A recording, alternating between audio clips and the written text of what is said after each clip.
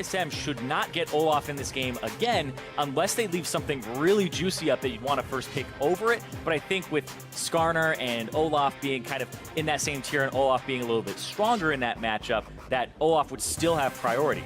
We'll see how they decide to prioritize that champion and however else they want to navigate this draft as we get into Champion Select for the second time today. Scion and Gangplank banned out by Clutch Gaming. They don't want to have to deal with Haunter on the Scion again, and Gangplank pretty strong still in his own right, as Azir and Rakan are banned out by TSM. Final ban for the first phase from Clutch is going to be the Tahm Kench, really respecting what Mithy can do on that. I really like this, though, from both Clutch and TSM, because Swain is still on the table. I'm talking about something juicy you can leave up to potentially get the Skarner or the Olaf yourself. That would be the Swain. Otherwise, you ban the Swain here, and then you just trade 1-for-1 in those junglers, but they're not going to do that. Yeah, if you do give over Olaf, but you pick a bunch of winning lanes, a bunch of pushing lanes, the same sort of situation is not so scary. Swain picked up here as expected. So powerful right now on the patch, and a flex pick to boot, so that's why a lot of people liking him early on in the draft phase. I mean, the reason the Olaf felt so damn strong last game was just because of the fact that none of his lanes could ever help him. They were all permanently shoved, and now we'll have to see if that happens here again. Mike Young will be taking on that Olaf for the second game in a row, and he'll have Mithy backing him up on the Braum. Yeah, Mithy, they ban away the Tahm Kench. He's going to play Braum. It's the Tom Braum mom for him in the bottom lane. Just going to babysit Sven all the time. But now they have the Olaf. The Skarner will be the answer here for Lyra, but the Olaf still slightly favored in this matchup. Right, Skarner, very good at dueling a lot of different champions. Unfortunately for him, Olaf is one of the ones that still outduels him even inside the Spire, but it will do better than a Sejuani would. Yeah, not many people are good at dueling Olaf. Yeah, it's not really. Those words just don't happen in a sentence. Oh, but they're going to try their luck here, and Hakuho with the Morgana banned away, goes for the Thresh, the old school pick for this guy. When he first came onto the scene, he was one in that big pool of Thresh players, the Thresh gods who came in, and I want to see how he performs on this champion here. They say he doesn't miss skill shots on Morgana. It's kind of the same story with this Thresh. I also really do like Thresh against things like this, right? Where he's going to have the Lantern to have some movement displacement for his team. When Olaf is trying to run you down and throws an axe through his target, he loses a lot of DPS if he doesn't pick that axe up. So if you move the person, he has to then decide, am I still going to chase this person, or am I going to pick up my axe? And it makes the Olaf player play a lot better if there's a Thresh in the game, because Thresh can also force him to use his ultimate to get through things like the box or flays or hooks and stuff like that. So definitely like putting a little bit more pressure on the player to perform. You gotta love having that extra agency to control what your opponent's gonna be doing, especially when he went off like Mike Young did in game number 1. Clutch Gaming needs to have somebody answer it, and if Hakuho's Thresh is that answer, then so be it, they say, as they will also be up against Bjergsen's Rise this time around, as the second phase of the bans has already begun. You can see Cassiopeia and Caitlyn targeted by TSM. They don't want to allow Apollo onto that signature AD carry again. Clutch Gaming banning away the Ezreal, saying same thing for Sven. We're not letting him on that most picked champion. Yeah, bottom lane is going to be important, because as much as Thresh has these things that can force Olaf to play well, if the Olaf just focuses the Thresh and runs him down, Thresh cannot get away either. So it can't feel bad for the Thresh player, especially if there's a Braum in the lane and they're actually trying to kill him. Definitely some counterplay. And right here, I think you would go for your AD carry, but you don't know where that Swain's going to go, so you want to save that top lane pick for last. And regardless, I don't think there's many AD carries left that have move blocks or ways to get away except Tristana. And so you're kind of locked into Varus, Jhin, Xayah as well. So no matter what, the Skarner will have an okay time reaching whatever AD carry this is. More on the rest of the team to peel for him as they go for the Varus. You will see that again this game, just like we got to see in game number 1. TSM repeating a couple of picks. I mean, if it works out the first time, sometimes you don't need to switch it up. Can still fit very well into the next composition. Clutch has 2 picks left to go. They make them both here. What are they going to start it off with? We did see Kog'Maw banned out last time. No ban this time means Clutch pick it up. That's a Wiz Fusion special from way back in the day. The Kog'Maw definitely feels comfy on it. And the Gnar again. All right, taking the Gnar means that the Swain will go into mid lane against Bjergsen's Rise. And TSM now get the final pick of the draft to take what they want into that Gnar from solo. And it looks like Haunter's thinking about the Ornn. I was kind of expecting the tank pick here for Clutch, because when you have the Kog'Maw, having a very solid front line is fantastic. Something like a Cho'Gath would be really good, especially against Ryze too. Yeah, also especially considering like the 0 jungle proximity that we kind of associate with solo on the top side. You know, it's probably not going to be a situation where they're trying to camp for solo and get him ahead on the Gnar to try and, you know, get some sort of pressure that way. So we'll have to see, you know, how he does, because Hansar on the tank, able to join the rest of the team. You know, he is Ornn. Ornn's ultimate for team fighting is just such an insane difference, especially against these low mobility carries here. Swain and Kog'Maw. Skarner hates being kited as well. It just seems like there's going to be a lot of large AoE slow paths that are going to make this difficult for those guys to play. Yeah, and there was another level here as well, because they picked the Braum very early, so you don't want to take Ornn away for yourself, because the Braum will counter it. So they kind of got that at the very end of the draft because the way they had set it up. And when you have Braum and Ornn, you can pretty much fill up the entire screen with giant, CC abilities. Stuff everywhere. There's so many ground effects that there's no way you can properly navigate those. And like you said, especially as something like a Skarner or a Swain that wants to get... Well, Kog'Maw, you can at least have range. You can at least use your W and fire from a long way away. But these champions that want to get close and can only do so by walking through all this treacherous pathing, it's going to make for a very difficult time. But Clutch Gaming think that that's the recipe for success this time around.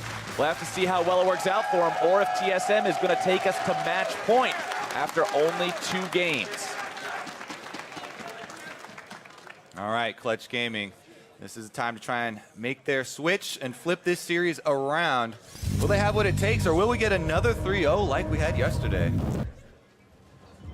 Remember, Clutch was the team that managed to take down TSM in both regular play games of the split. However, that was before TSM flipped their own switch and really started coming together as a team and making those strides in the second half of the split. Exactly. There's an asterisk next to those 2 wins for them, because they had beaten them right before the end of this first half, and then they immediately played them in week 6 right after they had crossed the halfway point. So it was pretty much back-to-back weekends where they played, and Clutch came out on top. But since then, TSM, like we said, they went 9-1. They're now 10-1, and they're on a 7-game winning streak.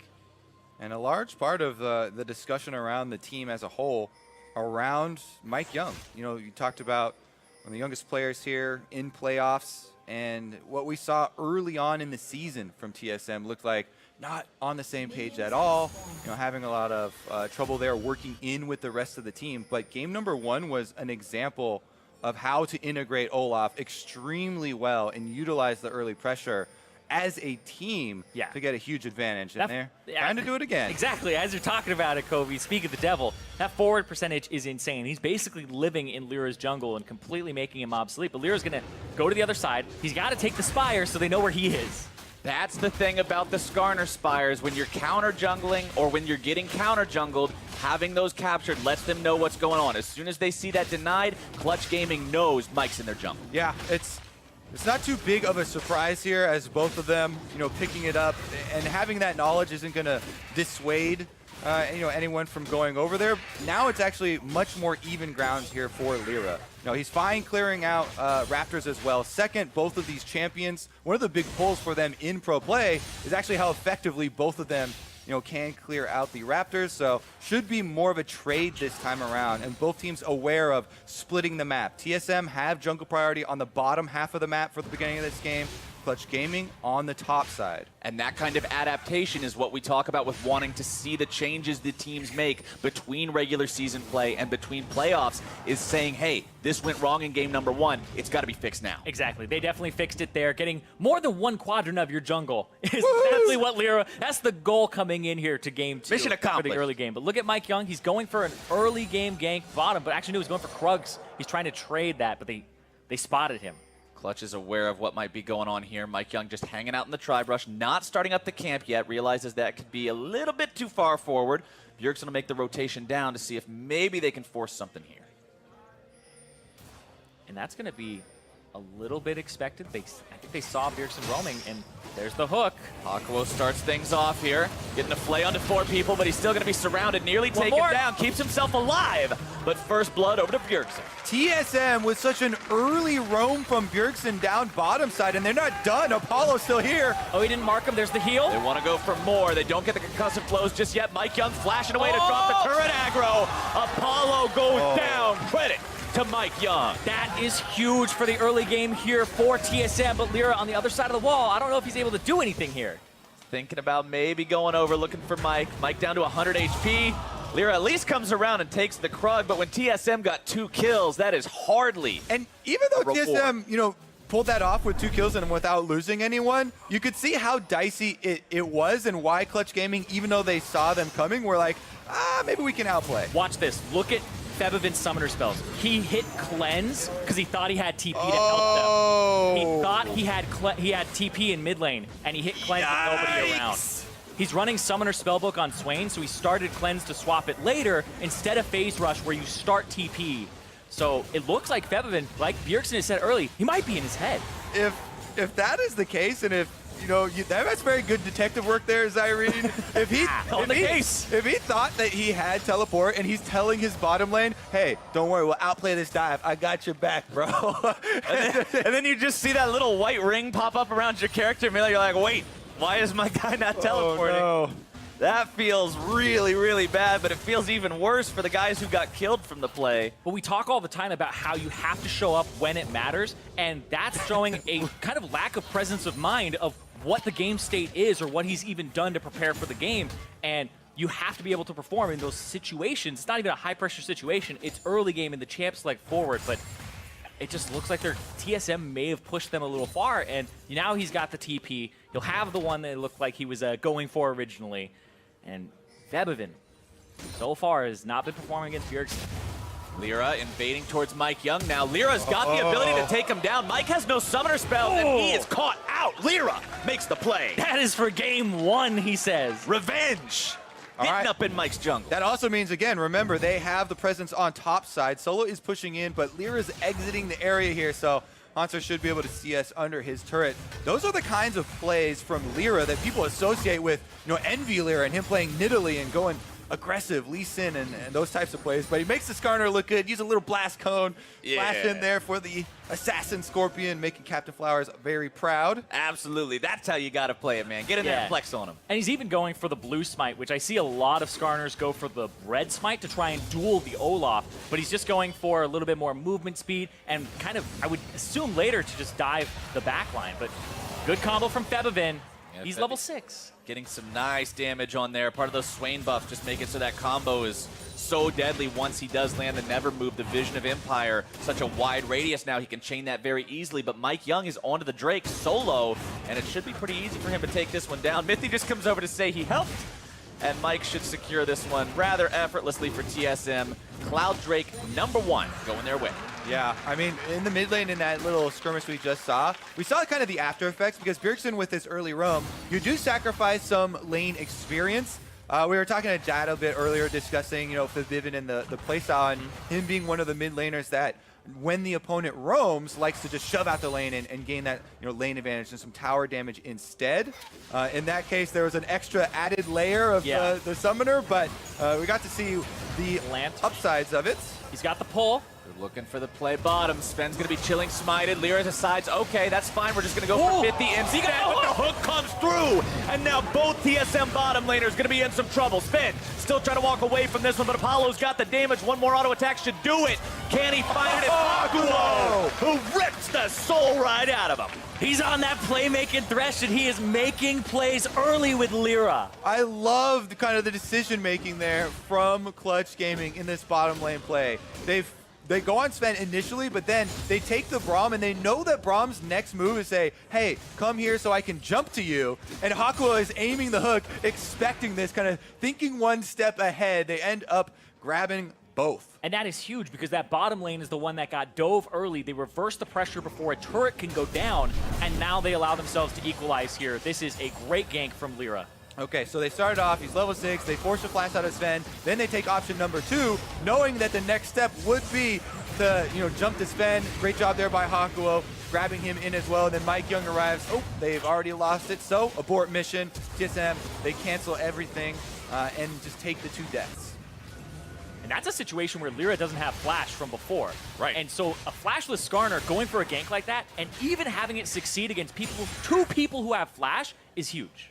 You can see right there on your screen, Lyra as Skarner, 4 wins, 0 losses with a 4.8 KDA throughout Spring Split here in 2018. This has been a champion that he has performed incredibly well on. He does a little bit, kind of a different thing than most people do. Like invading an Olaf on Skarner is something that is pretty unheard of. You usually just go farm your own jungle and try to outpace them, but he's very aggressive on this champion and even takes plays like that where you go, okay, it shouldn't work, they have flashes and I don't.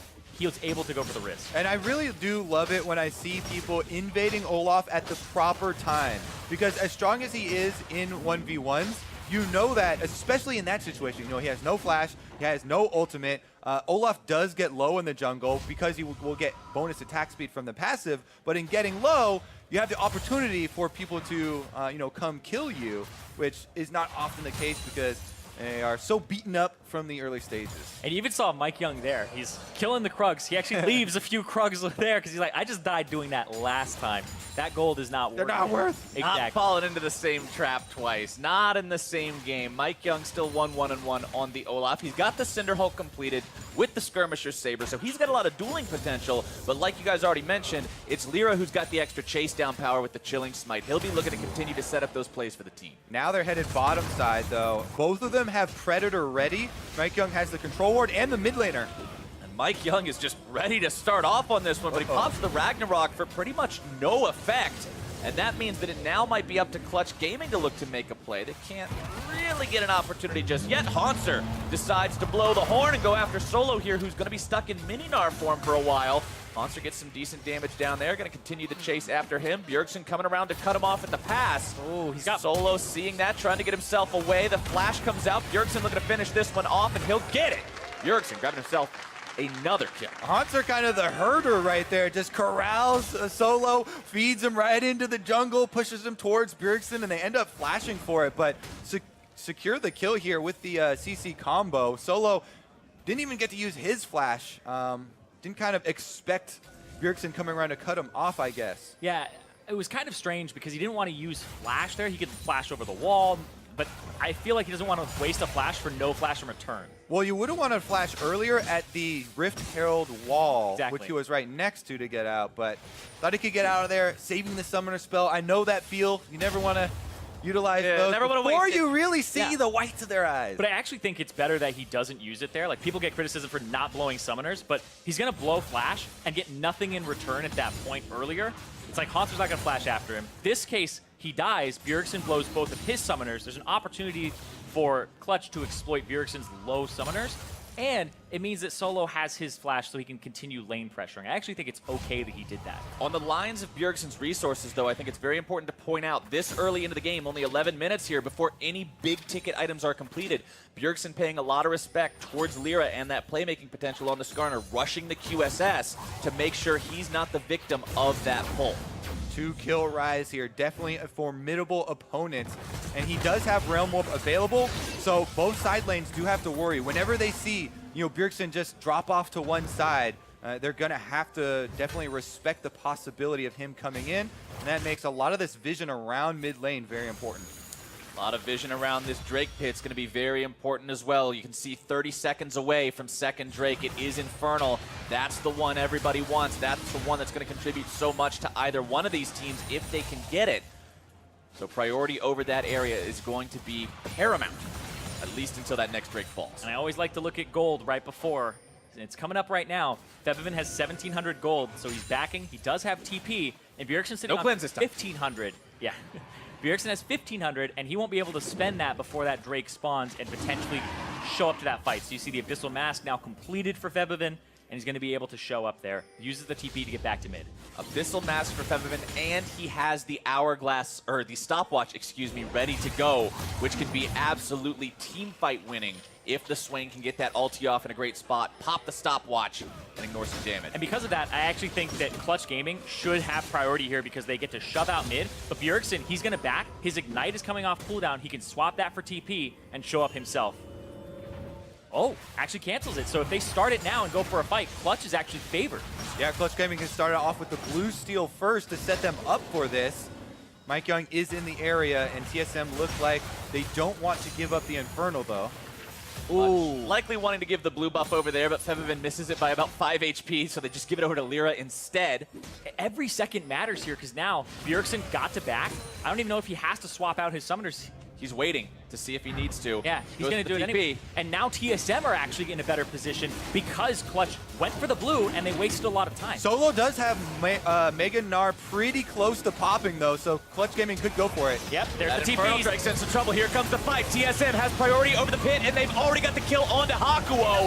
Is anything else going to be even happening to that when it's Solo can't find the backup for his Mega Gnar ultimate? Now in the front line, it's going to be Haunter having to run away. Oh! Wants to go in, and he finds the never move. The follow-up is there, and Lyra is able to grab the kill onto Mithy. Sends Kog'Maw food, and Apollo makes it 2 for Clutch Gaming. And they're going to be able to get the Infernal Drake afterwards. TSM can only push minions in the mid lane.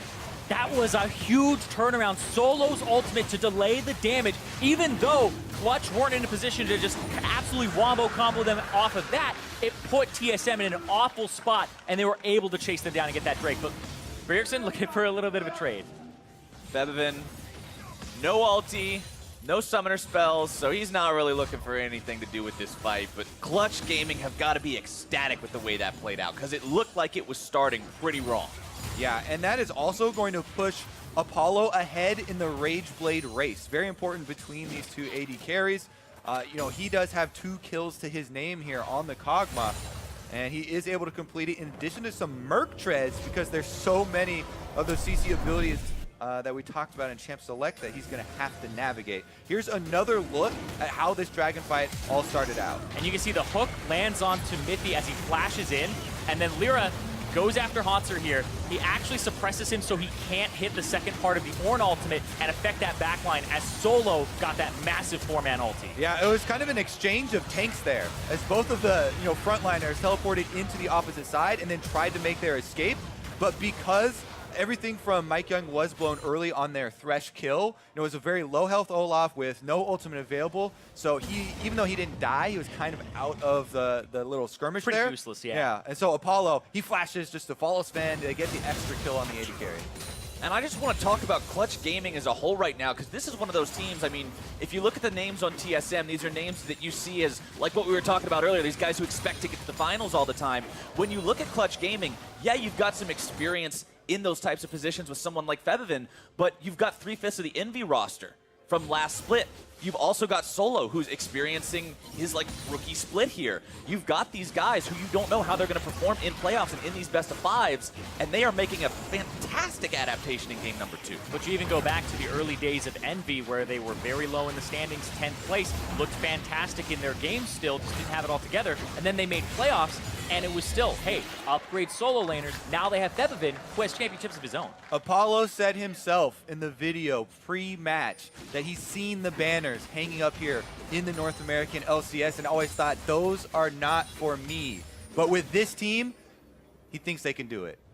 Feels like they're playing a whole different game now, and they're definitely giving TSM a run for their money here in this game. They're up a couple hundred gold, but Solo's found himself in the middle of a 1 versus 3, and there is no way out except back through the spawn platform. Bjergsen goes on a killing spree, and now it's going to be a race for some turrets. Oh, those bottom lane minions, those are not for you. Solo. Not today. The life of a top laner. Shelly. Don't have flash like that, you're just going to get knocked down, but you're going to see here, trying to actually push 2 lanes at once. They'll try to trade turrets. Well, they knew they weren't going to win the first turret race because of the fact that TSM already had that bottom lane tier 1 so low. They try to push the 2 lanes, like you said, to make it so they come out on top through that respect, but they can't quite finish off mid lane. But this looks like a classic TSM from the old days here. Bjergsen 3-0-1. He's been performing magnificently throughout the last 10 games, and they just gave him solo turret gold on the bottom side. They are trying to buff up Bjergsen in this matchup and set him up to carry. And it works well with their team here. He can split push on the rise, create some side lane pressure. And then they also have the tools with the Ornn, with the Olaf and Braum that we talked about to try and actually create that space. Let's take a look at the wards as well, as TSM have kind of set them up down on that bottom side, allowing for a lot of that play. Fabivin will continue pushing up mid lane for now. We talked about before that Drake fight how he had the Abyssal Mask and the stopwatch for himself. Things haven't changed too much, and really the big turning point for that Swain is going to be 2 items, because that's when the Zhonya's Hourglass comes online, and that's one of those big power spikes that everybody sees as so iconic for the champion. But even if when he hits that point, he's 1,500 gold behind Bjergsen, who will potentially go for split push plays, and the question is, despite the items, can he actually match the Rise with the Realm Warp plus the teleport? And if they can't match the Rise, and they have a team that relies on like a Flash Skarner initiation or a Flash Nara initiation or a God Hook from Hakuo, those are difficult to pull off into a 4-man squad that has Ornn ultimate for defense, Braum ultimate for defense, and does have some ways of evading some of the hard engage. Right now, though, Mike Young's actually trailing through the jungle with their split pusher Bjergsen here, and they might even go for the side lane play instead. Yeah, Solo does have flash. Trying to pick on Solo because they don't give him much attention, and there it is. Here we go. Flash for both Bjergsen and Solo going to be answered by one another. Ulti from Mike Young, but that means Clutch Gaming has the opportunity to push here in the mid lane. Varus ultimate going to be used trying to keep this alive for as long as they can, but it won't hold long. Yeah, the opportunity cost of going for a 2-man play on bottom side, it allows Clutch Gaming to get that objective and get some global gold for themselves here. And also, that's the mid lane turret, so now you get to push up, and there's both neutrals coming out. Oh! That was the flash out of Mike Young because he didn't have ultimate. Knew that was going to be a true death sentence if it landed, so he had to pop the summoner, get himself away, especially with Baron and Infernal Drake both spawning in under 30 seconds. And you can see mid priority is the name of the game with that turret down. Clutch get to push towards that tier 2 with their minion wave, and now they get to pivot to whichever side they want. And it looks like, despite the Baron coming up a little sooner, it's a harder objective to take, you know. Infernal's pretty easy. Just a little bit. 2 Infernals would be really nice for them. 2 Infernals could definitely be a win condition if this game goes later on. Clutch Gaming staying very, very even right now. You can actually see the gold not even 100 apart. And I think that they should be able to take this Infernal as well to double stack them for themselves. Oh, actually, they get a hook instead. Hakuo finds that onto Mithy. They get a little bit of damage down there, but nothing that's going to break a fight just yet. With Ingenious Hunter here for Lyra, his cooldown on Righteous Glory is already back up, as well as the Predator Boot. So they also have the opportunity to try and speed boost in there with Skarner. Skarner's got everything available. Fabivin also still having that stopwatch, has the ultimate ready, the flash as well. Apollo with that Rage Blade completed, but the same thing can be said for Sven. Both these 80 carries being those 1-item power spike champions that get to rush Rage Blade means they'll be on pretty equal footing going for this. But now, once again, they're burning it down. Starting up the Infernal Drake, but they are doing it way too fast. Clutch Gaming wants to get in there, but they can't do a thing. And the Realm Warp gets them out clean from TSM. Bjergsen with the magic tricks. Now you see the Infernal Drake. Now you don't. Poof. It's gone, and it's right under TSM's scoreboard there. That ties that count up and keeps the game truly even when you account for the gold and the stat value. Even though Clutch had it warded, there's this control ward on the side next to where the pixel brush is. TSM put like 4 people in there, waited for Clutch to go answer mid, and then they just rushed it down. It was a quick kind of switcheroo. Well, that switcheroo ends up getting them an incredibly valuable neutral objective. In a spot that I don't think they really had, you know, much right to get. They actually played it very well, because having that mid turret down means that you shouldn't be able to contest it when the enemy's is still up. But they're able to do it, and they come out on top with it because of a clever macro move. Speaking of clever moves, I want to point out right now that Lyra has paid the Skarner tax as the Skarner. He picks up a QSS to make sure that when he's going in there with the Righteous Glory or with the Predator or whatever he wants to do, he's not going to get stopped by a Rune Prison or by a stun or by a Varus ulti. He needs those big pulls. Brought to you by the man who would swap his cleanse, his smite for cleanse. Lyra definitely really likes being able to get out of CC effects in these fights later. Yeah, I mean, we did see this yesterday as well. If your opponents can use it, means it's fair game for you. Yep, all's fair in League of Legends. Oh, another cool thing, like you touched on, Kobe, was the Ingenious Hunter for Lyra. He's actually holding on to his warding trinket, and you see he's got 69 in terms of his vision score right now, and that's because Ingenious Hunter reduces the cooldown of your trinket as well. So he's been warding up the wazoo instead of denying vision and allowing Hakuo to kind of see where he's going to throw these hooks. 71, a very impressive amount of vision score when you compare that to the fact that support's only sitting around the 40s right now. So a lot of work being done in terms of those extracurricular activities for Lyra, not just making the big plays in the fights, but making sure that they're ready to set up around it as well. And he has been one of the big difference makers in this game compared to game number 1. TSM focused him so heavily in game number 1 with a very successful early game plan, but they have been able to recover on the side of Clutch Gaming this time around to make it a much more interesting series. Very well set up here with red buff on Apollo level 11 as well. Ooh. Teleport even coming in, actually. That's from Febvin to kind of return to the lane and shoot out because they had lost track of Monster. He had dipped into Fog of War. Yeah, maybe they were worried about the hard engage. We talked about the speed with which Ornn-Olaf combination can come at you. Also, sometimes, you know, the control wards that they have standing around Baron right now, trying to get over there to help retain their vision control around this area. But yeah, definitely using the teleport this time. Oh. Another nice hook from Hakuo over the wall. Mythy going to be eating that one as now the Ornn ultimate comes through, finds its way down onto Apollo, who's going to be forced back a little bit here. TSM trying to strike back at what looked like an engage from Clutch, but they're still hanging out pretty comfortably. Solo looking to go in, trying to find the opportunity, has the flash, doesn't go for the Mega Gnar, and TSM breaks it off. Yeah, TSM blew the Ornn ultimate and the Varus ultimate. They're two giant crowd control team fighting abilities there, so Clutch Gaming were looking for a little bit of counter to punish this small timing window on the back of it.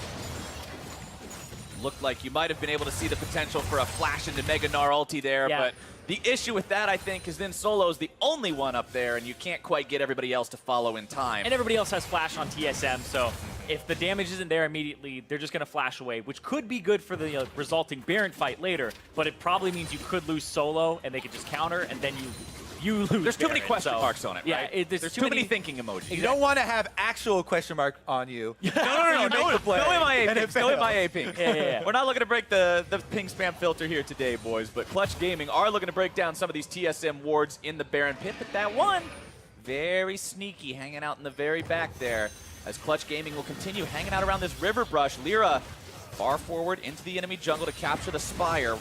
If Clutch Gaming can ever force a fight around one of these, that could be pretty helpful for him, but the Ornn ulti comes through, ends up hitting a field goal instead, not finding anybody important or anybody at all. Mike Young going to be soaking some damage on the front line now as Solo goes into the Mega Gnar, goes for the single man slam onto Haunter, and they've got him! That was even without Fabibin near the rest of Clutch Gaming. Very well played by Clutch Gaming there to evade the initiation and kill Haunter afterwards. It's going to mean they start up Baron. There's an answer here, though, available. Mike Young with flash. But Lyra all still able to go in, and he pulls it! Sven! Mythy having to walk away now. Solo goes down. Sven grabbing the kill onto him. TSM will stop the Baron attempt for now, never move, not finding its way onto Mythy. Clutch Gaming will be forced to walk out. Yeah, because it's so early in the game here, the death timers on the top laner that they killed not long enough because Haunter has teleport. So if Clutch Gaming went back to Baron again after that kill, then they'd also have to worry about Ornn teleporting in. So they're just going to take their kills and walk away with the extra little bit of gold. Here's another look at the initial evasion. And what happened was he kind of splits him down the middle, predicting a move up from Apollo, but then when Haunter goes forward, they stun him, throw him into the wall, stun him again, and he just actually cannot move because Febvin gets in range to pull, and that's another displacement and a stun. That thing is so jarring. Yeah. Confident play there from the duo of Clutch Gaming. Then here they've got the Skarner flush threat. The extendo sting, just pull him right back in. Good stuff from Clutch Gaming, showing that they're still able to find these opportunities time and time again to turn the plays around if TSM missteps. But TSM now saying they can find those opportunities of their own. They want to capture the Skarner Spire, take back control of the Baron pit, force Clutch Gaming to now answer that. Drake is live for the 4th time this game. It is Ocean number 1. We'll see if the teams choose to prioritize that. It's honestly not very high value right now, but remember, we're getting really, really close to the point of the game where the next one killed will spawn an Elder instead. 29 minutes is that cutoff point. If this Drake isn't killed before then, Elder will come up next. Well, it looks like the mini-map, Solo is down around there. Maybe he's just messing around with the Scuttle Crab as he walks away from it. But yeah, you're right. Like, the pull right now between later game Ocean Drake or top side Baron vision control is so big. Hakuo is the target. Ornn ulti comes out, forces the flash away from Hakuo. That's a minute cooldown on that Ornn ultimate, so he just keeps throwing that out every single time it's up. Mira wants to go in for somebody. Man, he's fast, but not fast enough. Can't quite close that distance. Gotta get that Spire. Go a little faster. If only, man. If only. Skarner's all about going fast. Well, he definitely can do that at this stage of the game, but the QSSs are coming through. You look at the entire back line here for TSM. Bjergsen already had one really early on in the game, but Sven now with one as well, Mithy with one himself. So the options are starting to dwindle. That's why he was running straight at Haunter, right? If you get That's the only guy you can pull. give me him. Don't pull the tank, but it's the only person he can really pull in these fights. But they actually think they're safe here. Clutch, they swept the pit. They didn't see that ward. Now they put down the control, and they try to do it. Haunter has teleport, but he's not starting the channel yet. Mike Young has flash that he could try to go for this. Baron going to be taken down to half HP. Solo whips the Mega Gnar! He's going to be bursted down to the front lines as Mithy keeps himself alive. Featherman will stay on the front lines, trying to tank this one, but disaster for Clutch Gaming signals a retreat.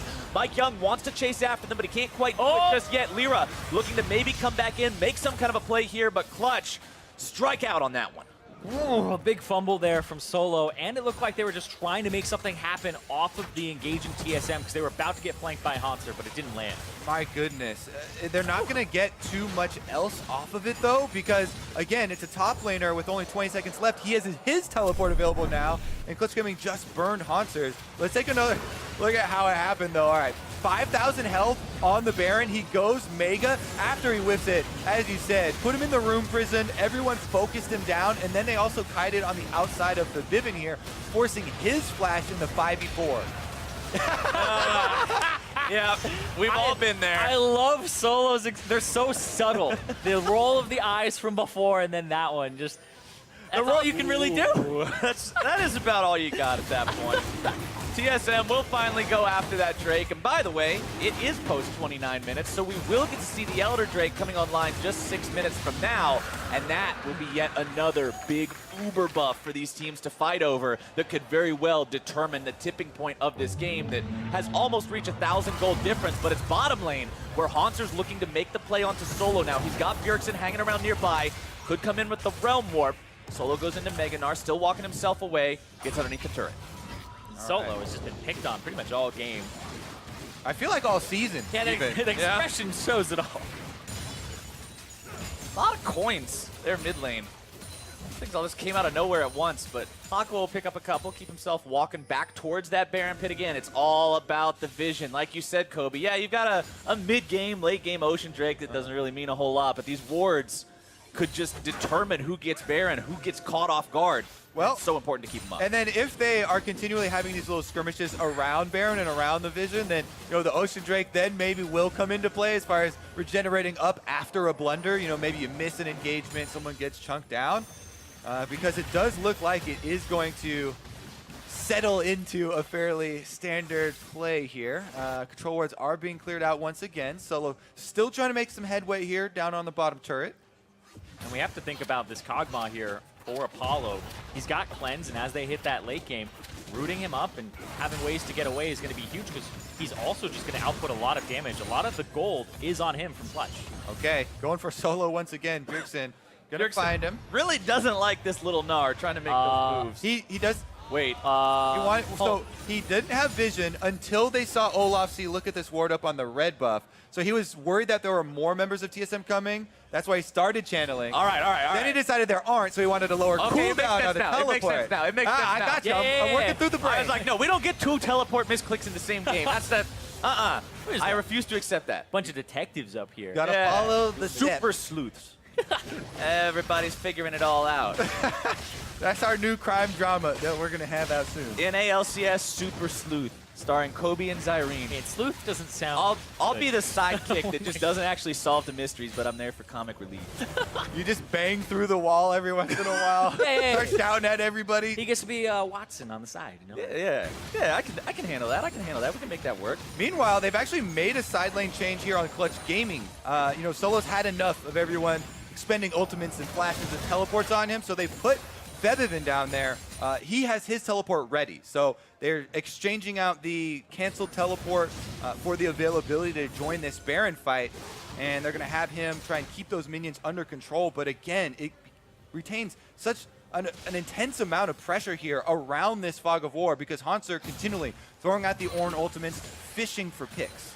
Trying to find those picks could be the difference in who gets to start this team fight off their way. And one thing I want to point out too, what will be a difference very, very soon, the QSS on Bjergsen, he's approaching full items, and at that point, you're stuck with this sort of dead item that isn't dead because you need the active effect. It's incredibly important, but at the same time, not having that 6th item that's some sort of real AP itemization is going to feel really bad for your damage output compared to what it could be. Yeah, the only thing I think that you could really do with that is swap it out for potentially Zhonya's later and say you'll Hourglass if you think you're going to get pulled, but that's kind of it. I think you would keep the QSS, but you see Clutch Gaming starting up the Baron. Once again, daring TSM to answer. Solo's going to be tanking it for now. Bjergsen coming in with the TP. Clutch decide to leave. They'll pick up the Scuttle Crab instead. Bjergsen cancels it, so he would have to walk over with Realm Warp, so Clutch Gaming could go right back onto the Baron and start it up. TSM still pushing. This is it. Do or die for Clutch. They Bjergsen decide. I don't know if they're going to do. Lyra still wants to go in, still looking to make the pulls. He goes in, he goes after Hanser, the one man without the QSS, but he gets away. Mithy can't do the same. Febiven finally popping the stopwatch as the Ornn ulti comes right back after them. Mike Young gonna be looking to go unstoppable, but Hanser's out of the picture. Febiven takes him down. TSM 3 versus 5 will yield the Baron. Again, the ideal target for Lyra to get with Skarner is Hanser, the tank, because their AD carry Apollo has all of this % health shred. He'll melt him just like it would melt anyone else, and that is the non-QSS target.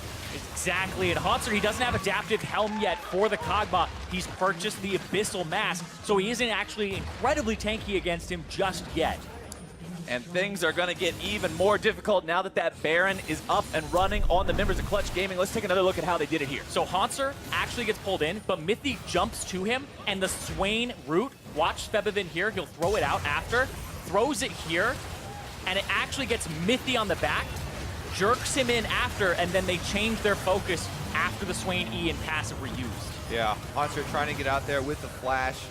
And then in the end, Febiven flashes forward once again, snags him with another one of those nifty roots. Yeah, it's very jarring. And also, Hakuho, he pretty much full purchased, I believe, the Banner of Command there as they went back.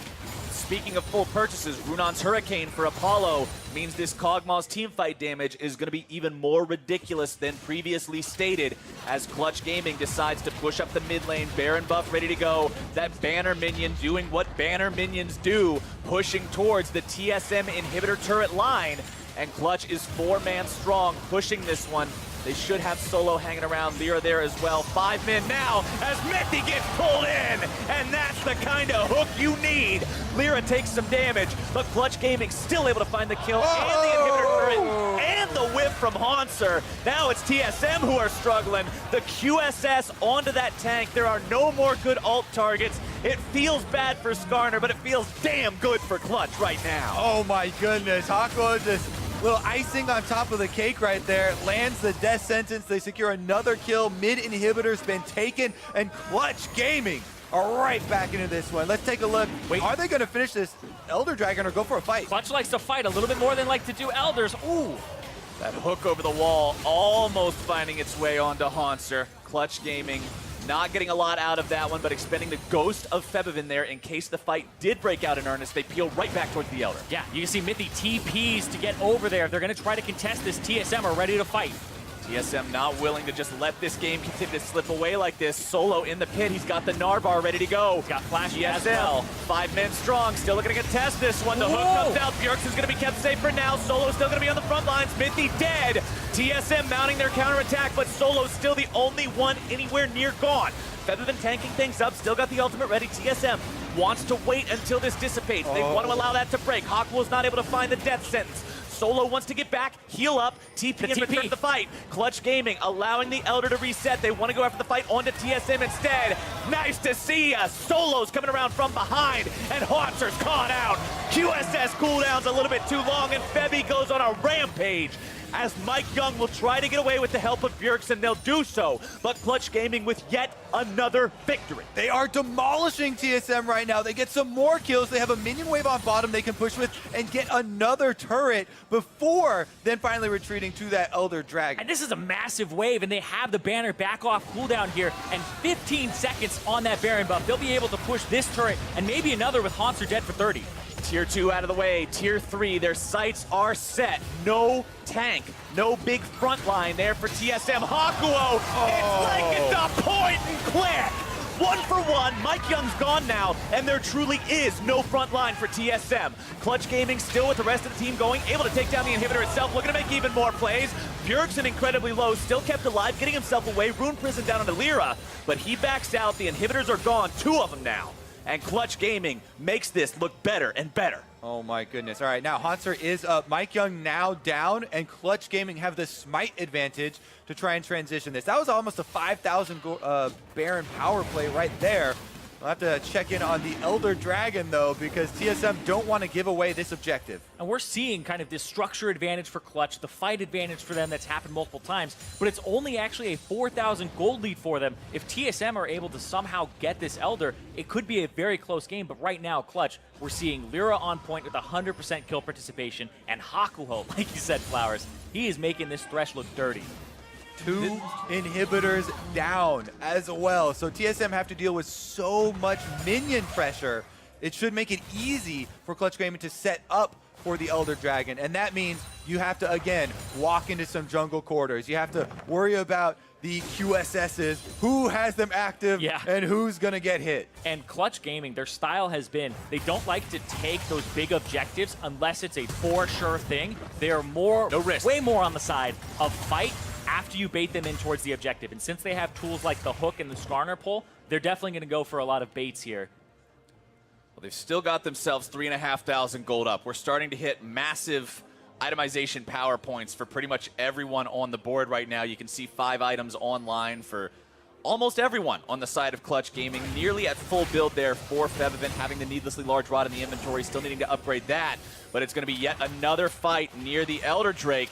Clutch Gaming has the Spire. And like you're talking about, Irene, Clutch Gaming have been patient. So they have the minions pushing with them. They just want to delay TSM right now, let their minions get closer to finishing the job. But there they go. Here we go, onto the front lines they are. Lyra going to be taken down, already out of the picture, but now TSM's found their team fight. On the front line, Solo's going to drop just Nexus. Febiven looks to at least get something in return. Spin is down, a big pick there onto the enemy AD carry. Clutch Gaming, 3 versus 4, but they've still got both their big damage dealers. TSM's on the retreat. Febiven looking for the never move, not able to find it onto Bjergsen. But the death sentence! Hakuo is a freaking monster this game! Yep, they're teleporting in to the Nexus turrets with the super minions. Febiven will look to take down the Nexus turret as Hakuo goes fishing yet again and just lands hook after hook after hook. And Febiven will seal the deal onto Nexus turret number 1, the second, soon to suffer the same fate. Very long death timers on multiple members of TSM. The Nexus is low, the team is down, and Clutch Gaming will tie this sucker up.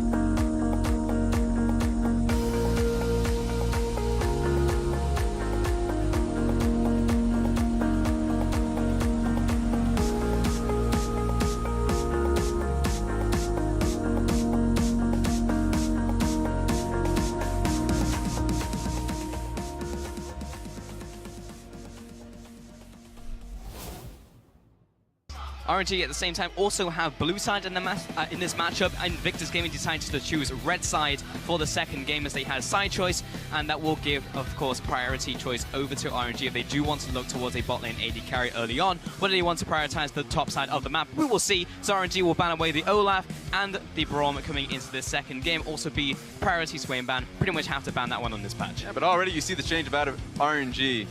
280 carries bans, no more. So the Braum immediately taking its place. They thought that the Braum was way too much in lane to deal with, incredibly annoying, especially if it's tagged up with the Kog'Maw. A lot of the weaknesses that you have out of the AD carry gets covered by the fact that Kog'Maw gets that extra bit of range on his W. So suddenly, yeah, you got tagged with Braum passive. You're likely going to just be, I would say, yeah, sure, you die off of it, but mostly you just get coaxed into a fight that you didn't want at all. It was Uzi and Ming that just wanted to be a poke lane. That was their whole intention in the lane, but they ended up getting coaxed into a fight just because Braum was able to get a proper tag. 2v2 winning is definitely not what you want to see if you're RNG or any team, in fact. Sejuani will be the final ban from Invictus Gaming, paired alongside the Sion as well, and Xayah out from RNG. So targeting the bot lane in the end, but now RNG, what's the priority? Gotta be a Rise, I believe. It's great for Xiaohu, and I don't think the Rise was the problem last game. In fact, even though he was going up against the Cassiopeia and the Cassio is great into the lane, he had strong wave manipulation to allow for ganks to happen. All right. Yeah, he was moving to those side lanes, but it will actually be the jungle, which is prioritized in the form of Zac for Karsa. So not looking towards the ADC, not looking towards Xiaohu. In fact, the setup from the jungle. It's a lot more safe, I would say. Sure, you can invade on a Zac, but we've seen what you can do with a Zac, what's clear he can have. So starting out of Wolfcam, maybe starting out of Raptors, we've seen a lot of weird things with Zacs, or just going for blue buff and a Gromp start at the same time. So I would like to see what Karsa can do with the pick really early on, just so he can mess up Ming's timing of, I guess, Karsa's camps. IG say, cool bro, I guess we'll just lock in one of the strongest bottom lanes right now and also deny that from Uzi. They pick up the Varus, they pick up the Tahm Kench. Beautiful. I really do wonder about that, because RNG banning out Xayah because they don't want the Xayah-Rakan matchup coming up, but they're never going to pick it themselves. They just allow Varus and Tahm Kench to go by the wayside, so I guess they're going to get pretty powerful scaling picks for themselves. RNG will counter that with their own Kog'Maw into the bottom lane here from Uzi, so taking a page out of Jacket of Buck, and it'll also be the Karma pickup, so we'll see if that goes towards the mid lane here for Xiaohu. Yeah, it's likely going to go mid lane. I mean, every single time we see a Karma pickup, it's always in the back of our head that Karma can go support, and it's always possible. But it's just such a good mid lane pick a lot of the time. Doesn't really have a bad matchup. So we get to see what matchup Invictus Gaming want to pin into it.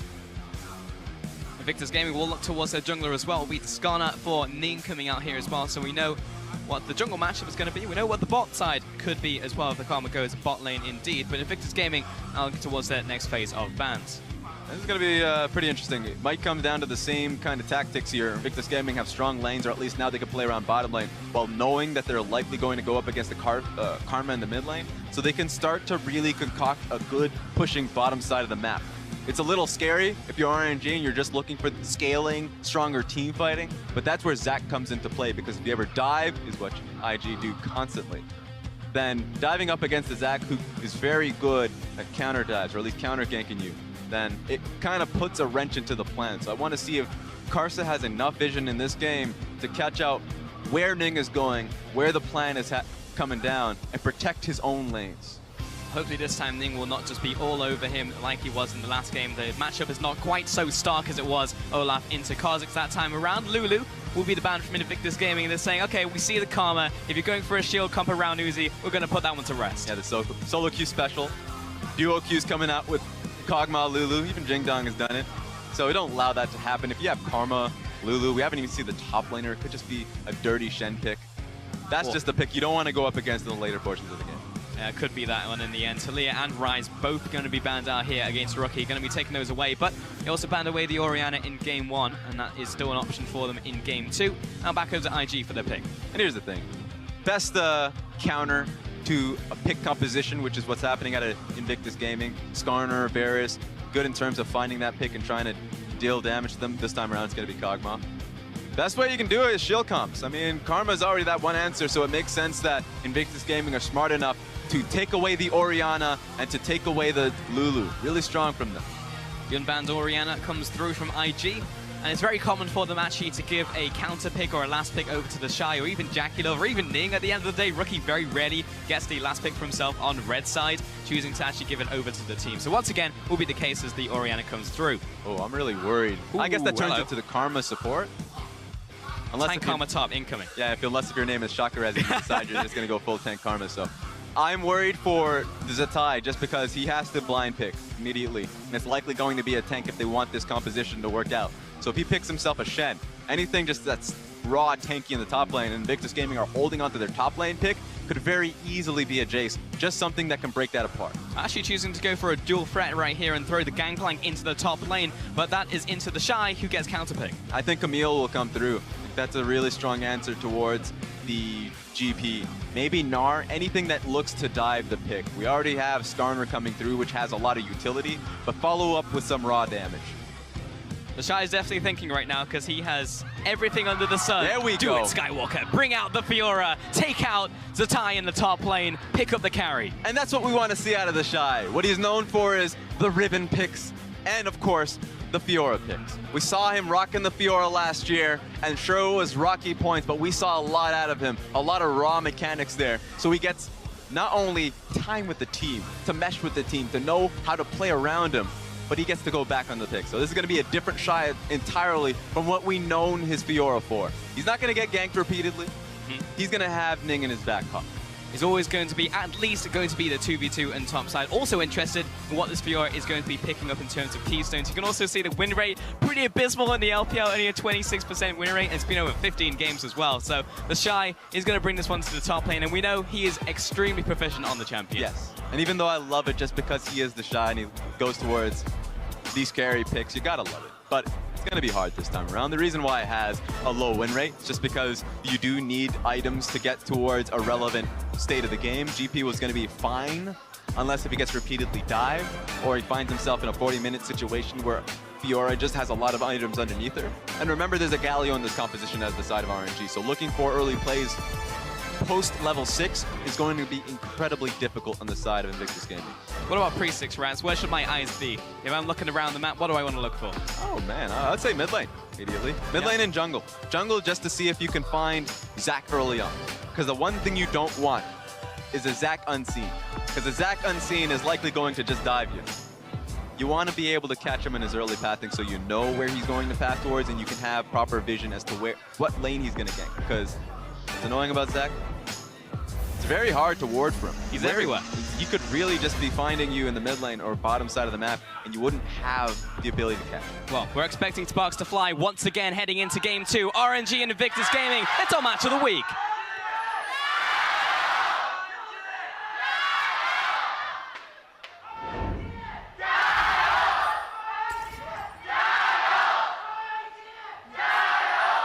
Again, the fans out here in full force, live from Shanghai. And right now, RNG are looking towards Invictus Gaming, pushing them back in their jungle, looking for some early vision as well. And actually pushing in fully. Rookie's going to see them heading in, however. And Ning is just on the tail end right here, looking maybe for a ward over into Wolves or even into Blue itself. Yeah, get a good start for Karsa, just so you know where the Skarner's starting off. This is going to be a lot of downs onto Zhao. He was completely split up from the team. He's going to have to flash away. Baolan thinking about following through, and Jackie Love will send him packing. Yeah, they lost focus while they were invading. A lot of them were just focusing on Orianna that was trying to force a pincer. But then they lost Sahu. Sahu just decided to go in a little bit deeper and found himself right beside Jackie Love. Unfortunate from him. The straggler sent back to base, no flash, and also going to be late to the mid lane wave.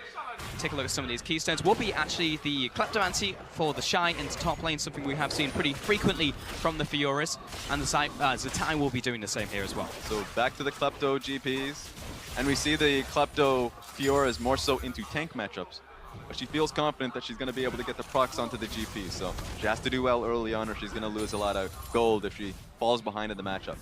Yeah, something we've seen Gimgoon as well pick up into the top lane. And immediately both of them pick up red potions, fantastic. Into the bottom lane, Jackie Love and Baolan once more. Going to be facing down Uzi and Ming, who get the first push on this Kog'Maw.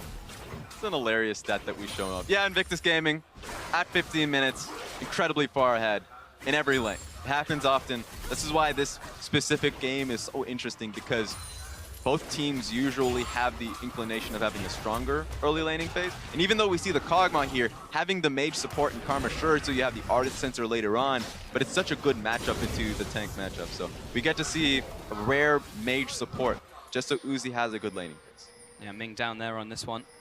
Meanwhile, in the jungle, just watching them clear out the jungle camp so far into this game. Zach just going to go towards those Raptors right here before heading up to his top side of the map, going towards this blue buff, and maybe then looking towards the Shy, who will get the initial push down onto this gangplank. Yeah, this is very safe for Karsa. The fact that he was able to go through his camps just unaffected by the enemy pressure, just because Skarner was able to just take his own camp alone. So he's going to be pretty slow to getting to the next location. Ning also pushing up there, actually just going through mid, so we're going to say hi to Xiaohu on the way past and go towards his own Raptors.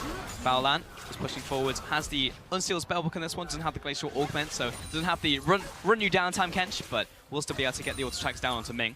I love Glacial Augment and approach velocity when you have raw tank matchups, just because it's easier to walk up to a melee champion and get the gobble. Going up against the mage champion, it's usually fairly difficult because they're at such a distance, especially Karma that has the shield and speed boost. It's not going to happen. Xiaohu gets the taunt down onto Rookie, and Castle was there as well, just saying hello, but Rookie reads this one, starts to back away, opens up enough distance, and he knows that Ning was here as well, who's going to immediately launch himself onto this blue buff. Casa, is he going to go towards the blue buff first or go towards somewhere else? Well, he's about to see Ning in just a second, places the ward over the wall, will turn into a smite contest on this one. He jumps in, managed to get the smite down to Casa, and Ning looking for the damage back on towards him. Knows that his mid lane was pushing up, indeed the top lane as well. So Casa will be the one to back away, but get away with his own blue buff. Yeah, it's a strong way to get your own blue, of course, when you get him popped up into the air. It's enough damage as well, recognizing that it was in smite range, and there's no way for Ning to smite it while he was CC'd. So good for Karsa to be able to pick it up. He's not going to have help from his own lanes just because Fiora and Orianna are pushing in. Karsa jumping back towards the Grump as well, and Ning is just constantly invading, constantly taking everything away, and this time Karsa didn't have the smite, only just came off cooldown, and Ning can take this one away. Yeah, it's relentless. It's ruthless. I'm just surprised that RNG put themselves in the exact same position in Game 2 after recognizing that they were getting pushed in so frequently in Game 1, and Ning was all over them. So once again, Ning is back in Karsa's jungle. Oh, flash forwards out from Rookie, and Ning was right there to receive Crystal Slash, and just honestly a drive-by of a kill. Yeah, Canada Post Delivery Service, I get the kill, and I'm peacing out. That was pretty hilarious. The fact that I think Rookie thought he was getting the kill, 100%. And it was the insurance policy of Ning just to go for the drive-by. There is no escape, and Ning looking towards the bottom lane, maybe coming in for yet another gang. However, the recall is coming in from Baolan, who is level 4, so at best this will be a 2 versus 2 unless he's looking for the counter gang. TP coming through. South from Baolan. Carson, meanwhile, was actually trying to solo out the dragon. Yeah, what indeed. As Ming is trying to escape from this one. Uzi wants to turn it, but Baolan eats him up and ready for the gobble. It's a 1-for-1 trade. Ming was trading off against Jackalove. Carson coming down into the bottom lane. It's a 2 versus 2. Flash out from Ming. He's out of mana. And now Xiaohu rotating into the bottom lane. Ning and Baolan needs to get out of here. And Baolan, does he have the Devour backer? Doesn't look like it. Oh, just in time! And saves Ning. My God, the fact that Uzi was able to trade right back onto that along with Ming. Hero play, because that should have worked out so well for Invictus Gaming. They tried that play with Baolan TPing into the lane, a 3v2, and somehow RNG answers back. You expected it to work out. Karsa was soloing the dragon as well, but he was able to rotate, and Xiaohu also managed to get there before Rookie in the mid lane, somehow managed to get the pushing advantage or find that rotation on the Galio, so RNG are able to even it up in the end. I do want to say that, sorry to cut you off, Raz, but just looking at some of these gold totals once again, you even said it yourself, we see like in a very similar position. Top lane's ahead, mid lane's ahead, bot lane is only now behind because of that last trade. That's why it's kind of rough if you're RNG. You find these plays to make it worthwhile, the trade, pushing Invictus Gaming back out, and so you're still thinking bottom lane is doing so well for themselves. Tinsius ahead, even getting a kill onto Ming, but then the solo lanes are still a major problem for RNG. They still have to do something about mid lane specifically.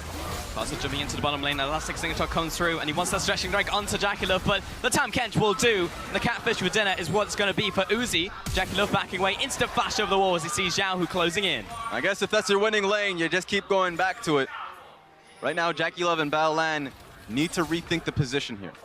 Pushing out for trades, they thought it could work out just because the lane was looking good for them. They even had the recurve bow for the laning matchup, so they felt like they could still trade evenly. But then Karsa just came right back for the counter. Ning just doesn't leave, does he? He's back into the top jungle. This is, in fact, Skarner's right now. Jackie pushing up, and Ning's going to find him, walking the dog. Uzi and Jackie at the same time. Last auto attack comes in. That's just a little bit too easy. Meanwhile, the top lane, Ning looking for the dive with his tie. So Shy's going to be the one tanking this one. He gets the last auto attack down, and Ning will back away. But the action doesn't stop there. Karsa looking for the elastic slingshot into mid lane. Finds the abduction, kidnaps him into the tower, and he's got the waiting arms of Xiaohu. Torn, damage, Karsa, he's low, but it's not enough damage from Rocky. Unreal. I mean, at least he had the cell division, but he didn't even need to pop it. Lane after lane after lane under attack, because the moment Ning showed himself top lane, it was the go signal from Karsa to go mid lane. It all started from the bottom side of the map with all those ganks coming through because Jackie Love didn't have flash. We saw him flash over the wall to get out of and away from Xiaohu when he roamed down bottom lane. He should have respected, he should have known that the summoner disadvantage would have meant that Ming was going to be able to close the distance and get the stun. It happened, the snare went down, Uzi followed up with his own flash, and that's the kill. Very easy on the side of Uzi and Ming on the bottom side of the map. RNG really firing back in this game, and also that extra kill over to Uzi. Now 2 kills in this early game. I said the same sentence in game 1, actually on blue side, but it will be this cogball going towards the Guinsoo's once again. Baolan looking for the play into the bottom lane. He has Ning in his belly, jumping forwards. Let's see impale from Ning. Can Uzi get out of here? He doesn't have the flash. He doesn't have summoners. In fact, he just goes for the kamikaze run onto the minions. Yeah, I'll get the minions for my troubles. That's how I keep a high CS rate. I'm still ahead of you, kid. Maybe you can take the turret.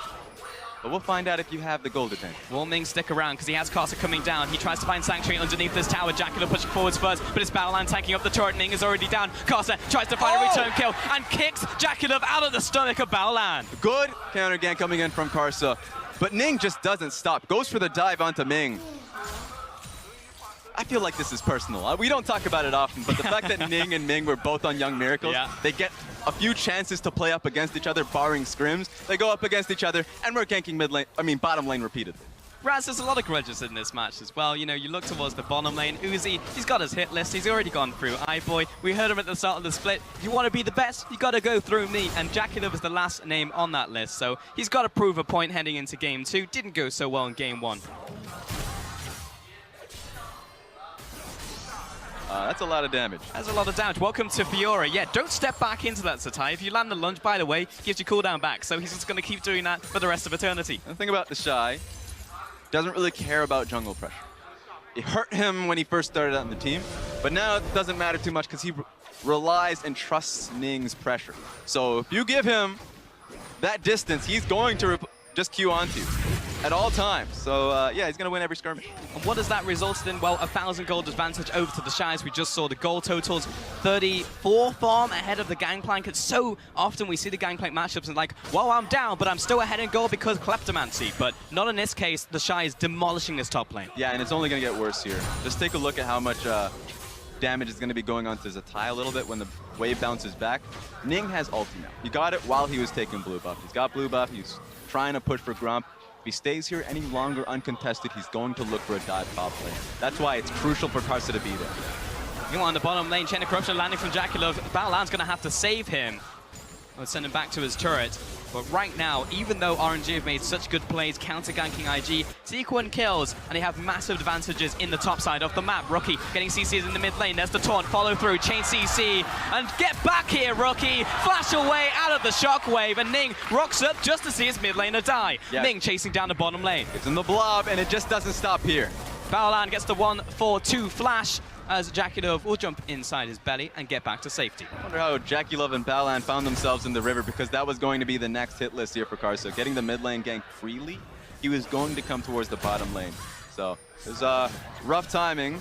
Jackie Love's going to have his flash soon. This is really bad for the Shy right here. Ning's closing in from behind, so he knows he has assistance. Predator's also going to be here, but the instant teleport, the timing out from Xiaohu will save his top laner, and RNG also pick up the dragon. All right, good defense overall from RNG, and that's what it is, defense, pure defense. They need that to get to their next item break points. Uzi is so close to getting his Guinsoo's Rage Blade that Karsa is just focusing the bottom side of the map so he can get that proper back timing. If they get a kill on the way, then you know what, God bless, let's go for it. Yeah, we'll take everything away from this one, but the wave's already pushing up, and IG, bottom lane, they've got to be fearful. There could be a Zac around the corner, we just don't know. We don't have the warding to really spot this one out. Top lane is still being harassed down. out from the Shy. He's also picked up the Ravenous Hydra, so the harass and the push will continuously happen with Rookie coming into the top lane. RNG have to feel somewhat suspicious about this pressure here. Well, the Shy's already launched himself onto the Titan. Actually, he just kills him by himself. Rookie, you're not needed, mate. Yep, I was wondering if Galio was going to lean topside, but it feels like he was already put in that coffin. The moment GP was underneath the turret, at that kind of HP, I'm like, all right, I guess I'm just here for the insurance policy. I'm going to go back mid. And Rookie does the right thing. He sends the ball over to the Shy, gets the assist, and he was like, well, that was the easiest assist of my life. I'll go back to the mid lane. Top lane will be the first tower of the game. 650 gold over to the Shy, who has now opened up almost a 2,000 gold advantage over the GP. Yeah, 2K gold lead up in the top side of the map, 1.5 in the bottom side of the map. Seems like RNG has a strong lane there. But Karsa, he's always going to take the opportunities to try and take down Rookie in the mid lane, but the response is coming out from Ning and Baolan, and the bottom lane rocks up, but Xiaohu, he's now getting caught out in the mid lane. It will be a 1-for-1 trade. A good response there. If you have the TK, you can just send them there for the defense. It's going to be a tower trade, you would have to believe, that now that both Jackie Love and Baolan are here looking for the mid lane tower. But if they pick up the mid lane tower, that is definitely a trade I would take any day of the week, Raz, if you're taking bot lane for mid lane. Maybe go for the kills. Ning's looking for it. He gets the smite down, jumps over the wall with the Elastic Slingshot, but that completely exposes the mid lane, and they have 3 minions to boot. I don't know if they're going to be able to get this one unless if Ning decides to tank a little bit. Going to be a little bit rough. Yeah, so just going to finally breath of fresh air for both sides.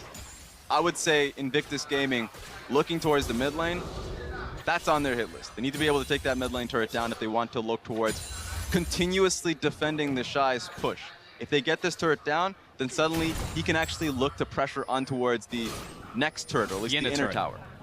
Now, he'll be able to keep going in the top lane as well. He wouldn't even have to swap into the bottom lane. Continue this pressure on the Theora, and it was obviously a statement pick. The last pick of the drafting phase was the Shy, picking up the Fiora. The crowd goes, ooh, how is this going to work out? Well, into Zatai so far, worked out exceptionally well, but right now you can see he's kind of being stymied. He can't push too far into this jungle now. Yeah, so I would say that they should move their rotation, have Fiora going to the bottom side of the map so that you can look towards that outer turret, and it puts them in a proper position to start really solidifying the wards that they currently have in the Baron area. Sure, Baron's not up until 5 more minutes, but if you have it up there for 5 minutes, then you can push towards mid a little bit more easily. You can defend that up until the 20-minute mark and then force a rush. Depends on how RNG deal with it. Karsa is not holding back on the trigger finger this game, slams both of the bot laners together, and Baolan will manage to pick up Jackie Love, send it back to the turret, response with the chain of corruption. The Rookie is looking for the shockwave, drags in the tank right here, and Ning is closing in from the flank. Can he get in range with the ultimate? Well, he's getting the speed up out from his team, and Uzi, he's split up from the team right now. In comes Xiaohu with the save, and Ning trapped in place. Rookie taking some damage, Xiaohu back towards the jungle. Yeah, I was surprised that Karsa got the pull on there because that canceled out the knockup that would have come through on towards Ning when Xiaohu came in. That opens up space for Invictus Gaming to take out the outer mid lane turret. And what does that mean? Well, the Shy is now pushing up to the inner turret almost immediately off of that pressure. All right, Shy's got to back up here. So once again, even though Rift Herald is up, I believe Invictus Gaming should just look towards bottom lane with how fast they've been moving. They can actually just look to defend the Rift Herald, so RNG are not in position to take it. That being said, they ain't about that. Ain't about that life, Raz. Yes. Nah, not gonna happen. Mid lane's already still there. Top lane, the Shy is in the top lane pushing. It's gonna stop Zatai recalling as well. That was blind, by the way. And Ning is just going to solo up the Herald. All right. So that just means that we'll have to look towards where they use the Rift Herald. That kind of opens up the fact that they can go for the inner mid lane tower anyways. Usually that's incredibly hard, especially with the Zac still available. He can look towards those counter dives very easily. But if you just have a Rift Herald, then you can play a lot more safely around it and allow it to get the damage down onto the tower. And the gambit pays off. There's going to be Herald for nothing over to Ning right here and Invictus Gaming.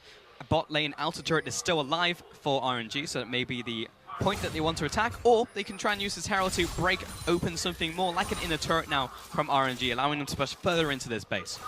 This turns into a little bit of an arms race if you're RNG, with how fast IG's been pushing the tempo once again. Running this kind of composition if you're RNG, you just have to look for the Renan's Hurricane for Uzi.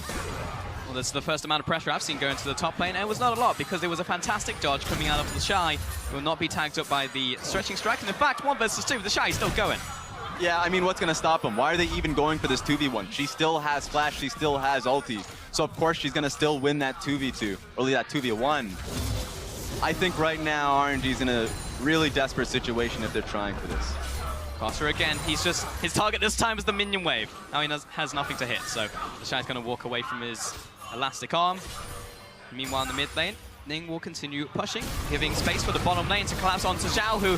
Shield of Durant buys a bit of time, but Xiaohu is dead to right. He's going to be going down, and the minion wave is still there. So Jakilov and Rookie will take down this turret. Yeah, very free for them. Pushed out mid lane and allow them to go for a bottom lane dive, knowing that Zach has been spending his time top lane. So once again, they punish the fact that RNG are allocating resources irresponsibly. Putting Karsa top lane, knowing that what the hell, Shy is going to deal with that easily. Maybe they were just trying to gun for his flash.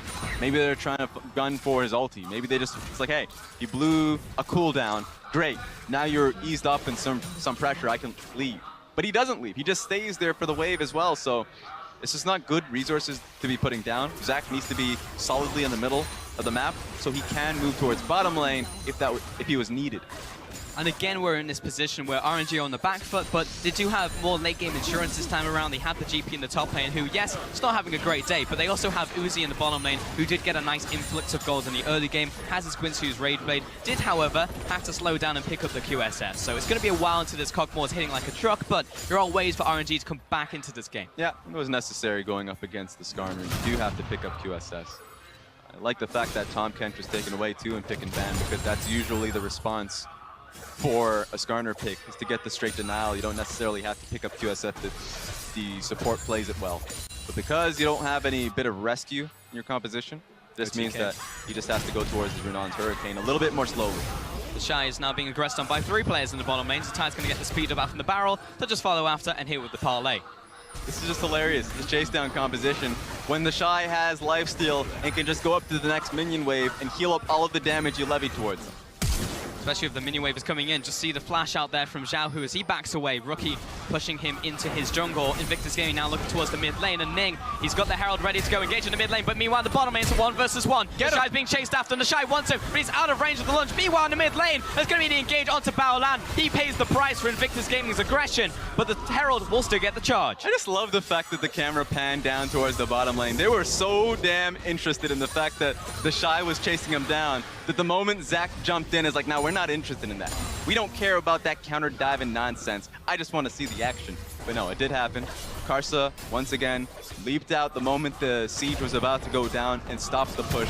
It was Baolan that was inevitably going to take the hurt from that, because if it was Jakilov that got knocked up, it was Rookie that got knocked up, Baolan was in position to save him.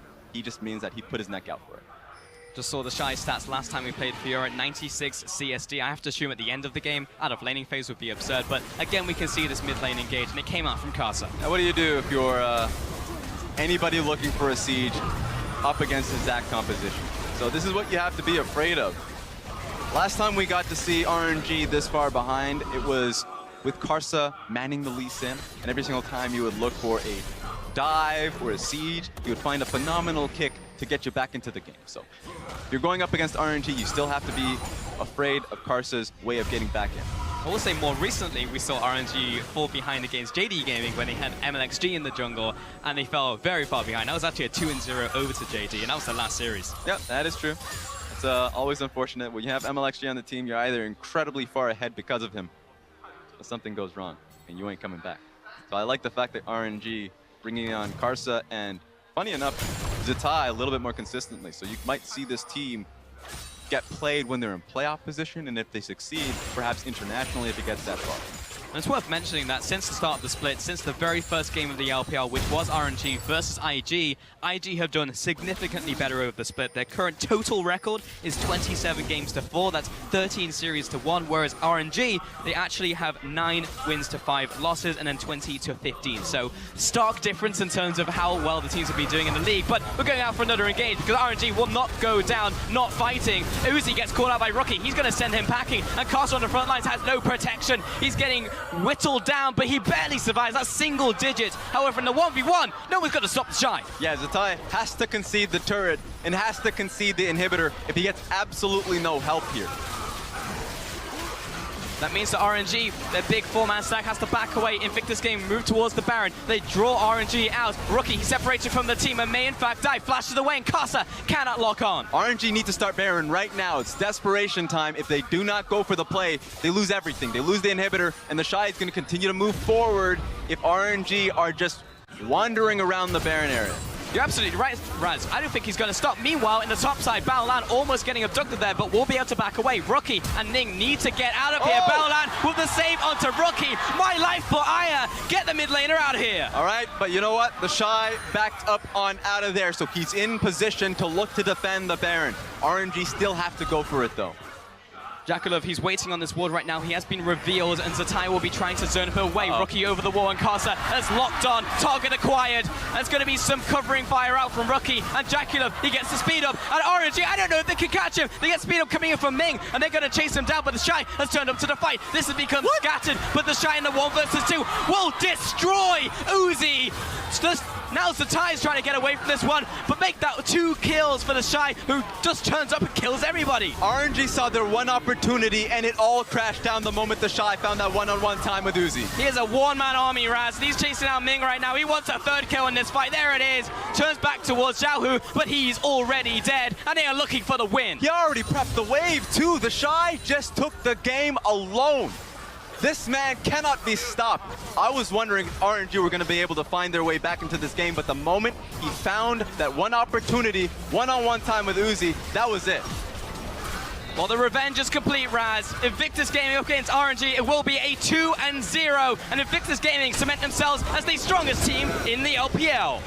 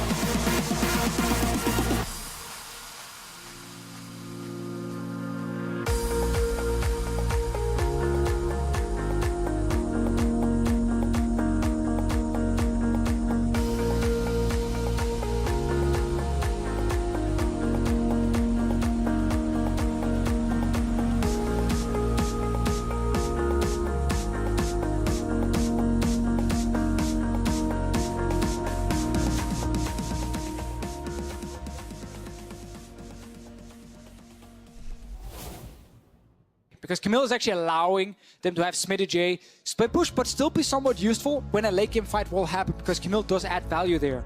Good damage, good mobility, and in fact, with the ulti that can lock people down. I would drop this as Zia ban, personally, because again, I'm not scared of Jizuke necessarily on that champion and how Vitality wants to play the game. And I would make that a Thresh ban instead, if I was on the side of H2K. But they've, back on blue side, last time they banned Zia, Swain, and Tahm Kench. They might do exactly the same again, but then we can just see Vitality go for another winning bot lane setup, because last game, Trundle and Jhin, it was super rough. Absolutely, and I want to see how much onus Vitality are going to put on the Camille if it's something that they want to take away. Xayah, Galio, Standard, Caitlyn would be the 3rd ban. Yeah, they deny Sheriff from playing either Xayah or Caitlyn to make sure that it's a lot harder for H2K to actually use this AD carry. The Jhin performance once he got to late game was good, but again, as we highlighted, that bot lane was a big problem in the early game. And now it's Tahm Kench or Thresh that you can potentially look at. And do you just give him the Tahm Kench? I mean, Jack Troll had a rough past week, but no, still giving him so much respect on the pick. Taking it away, this means Thresh will be open if Vitality want to take it. Vitality want to rinse and repeat from game 1, it will be the Caitlyn. Instead, they're targeting Smitty J. Okay, so they're okay giving the Caitlyn to H2K. We know Mini Trubex likes to play Ashe against it. Could also grab the Varus for himself. They actually don't take it. So what Yamato Cannon did here was he put up a trade. He said, if you take Ryze, we get Caitlyn. If you take Caitlyn, we get Ryze. And Jizuke's best champion is Ryze. So H2K were kind of stuck in a tough situation. If this is Kate Thresh again, H2K might have to just concede the bottom lane in the early game. The Camille ban was the other one we talked about, how that has been a key pick for Smitty J to carry in the side lane. And I think Vitality right there, smart choice in the draft. Take the Scion as well. Clearly not too worried about securing Thresh. They say, hey, Promiscu, you want to play it? Yeah, exactly. We're not worried about it. We'll take the Morgana. We'll take one of these alternative picks. Exactly, because they get the last pick in this phase. They can give over Thresh and still have the answer you just mentioned. So this is a very smart pick and ban phase so far by Vitality, giving that trade to H2K that H2K couldn't really win. Kind of shows H2K really not wanting to give her the Ryze to Jizuke, more worried about taking that away from him, giving Selfie something comfortable in lane than they are worried about setting Sheriff up with a comfort pick. Jhin has looked good for him so far. I wonder if we're just going to see it again here. Could be in danger of being banned out in the second ban phase if Team Vitality are keen to take it away.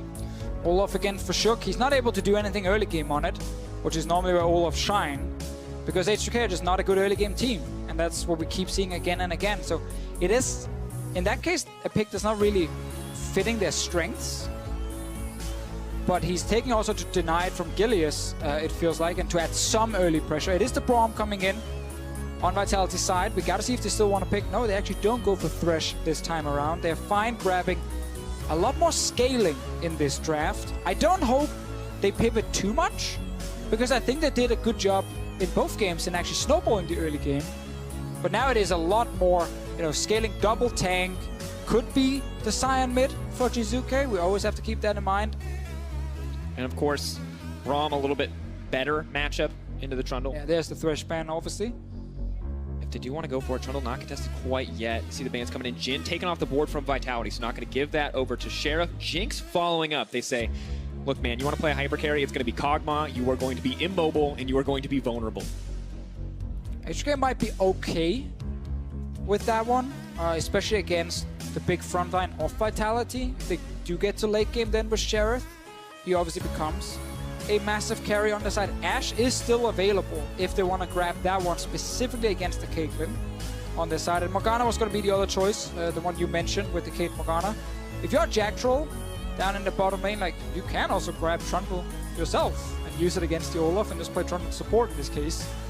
Not quite as positive as it is against the range matchup. Instead, Oh, getting the Leona lock in. Wow. Leona Caitlyn, okay, the dream situation, the chain CC is alive, but Tristana, a pick that we haven't seen nearly as much. Some range nerfs, some cooldown nerfs. Making her not quite the popular pick she once was. I was going to mention Vayne against the Leona. Still risky, but the extra mobility can be super valuable in this case. He's playing with her heart. Tristana is probably the most likely choice for him in this case, but it's a kill lane from Vitality, but all in from Leona into traps from Caitlyn, and if you stay in that, you end up getting poked out or just straight up die. H2K though have Ryze and Tristana. This time they can rely on Sheriff's late game, so they don't need to rely on Smitty J early. Looks to be him back on tank duty. He's had his fun for this series. You got 2 Camille games, can't get more. And now we got to see if this Scion will go mid or top. And of course it's going to be the Talia once again for Jizuke, the champion he was so good on in game 1. And very clear that Vitality are willing to let Cabo suffer on the top side of the map to set up the bot Jizuke for lane. success. And you are right. Look at the CC. Look at the level 6 Deficio. That is terrifying. That is so much CC. Sheriff, once again, no heal.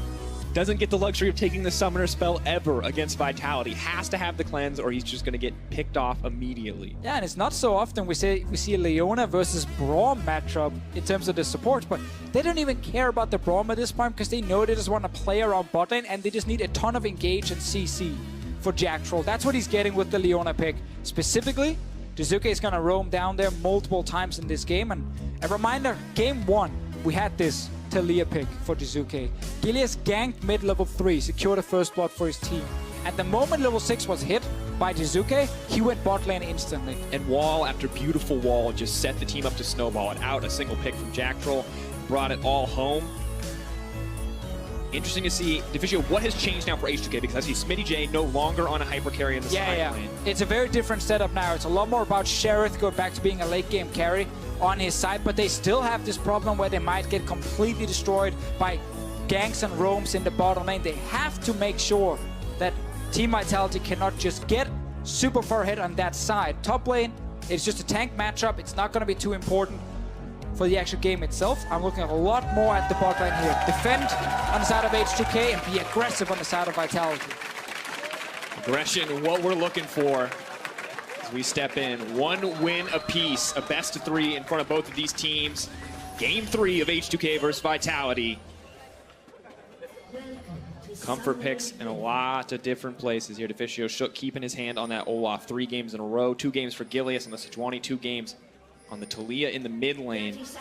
But it's hyper carry versus hyper carry here in the bottom side. Caitlyn, though, definitely has the edge in the early game.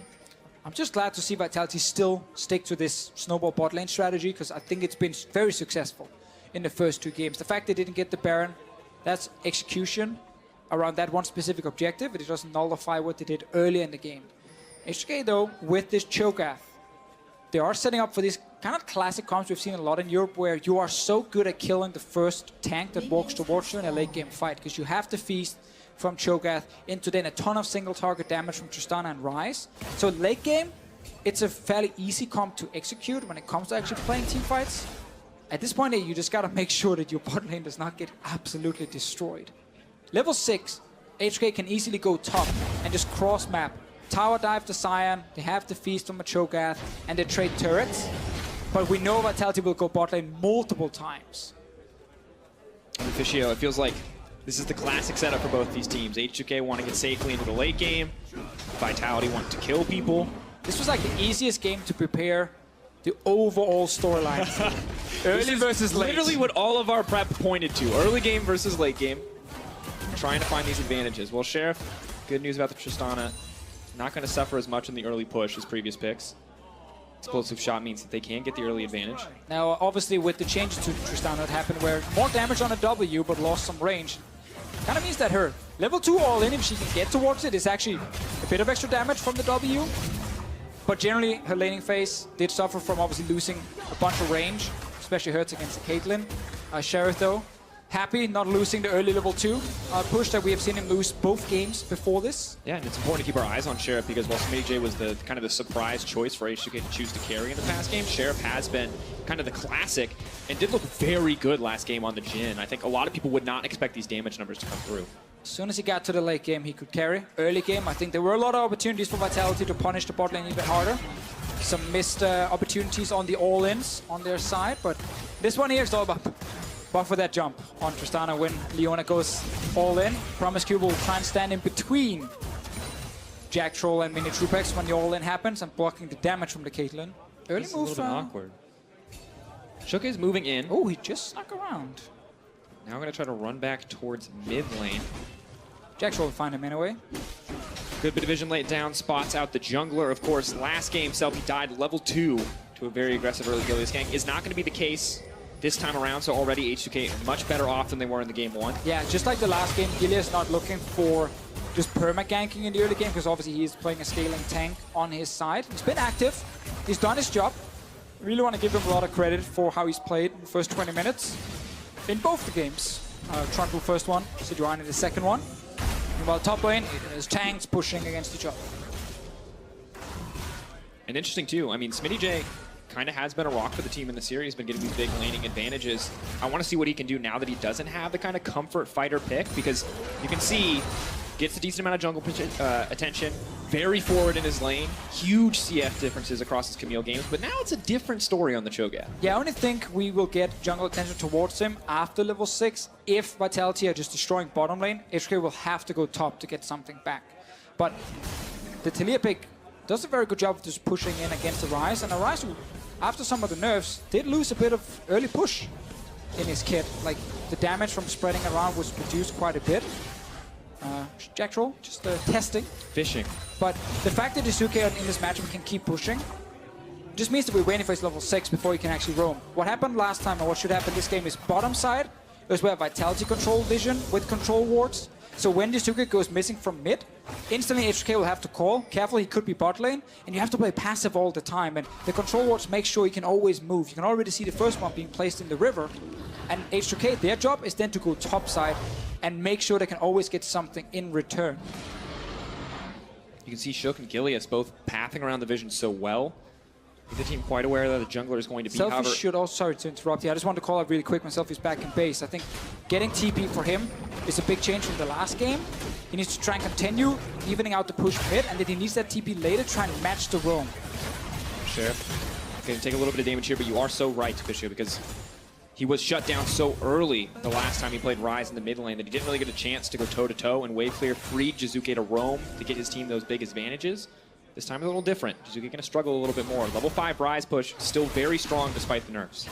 Now we get that double control ward set up. Jizuke can walk into this bot lane brush you see down here, and instantly H2K will not be 100% sure where he is. When is he ulting? Is he still moving bot? Or is he returning to mid? And you have to constantly play without full information of the Taliyah, and it just forces you to play more passive in lane. So it's hard for Selfie to follow. You can't face check if the enemy jungler is there, and that TP from Selfie will be ready in a couple of minutes to try and match if they want to defend bot lane, but until that happens, Jizuke gets the early push and can go for bot lane tower dives. Good control right now on the bottom side, as you pointed out. Shook going to look to disrupt it. Good. No one there to interrupt him from taking down at least one of these control wards. And this is one of the advantages for H2K now, where they don't have to snowball top, because it's not a Camille. They can actually invest a bit more on trying to defend Sheriff and Promise Q. Cabochon right back towards the top lane. In game 1 when he did this, he got killed right after because of a tower dive. Not in this game. Slow and steady. A little different with the Cho'Gath, kind of has a lack of gap closers to get close.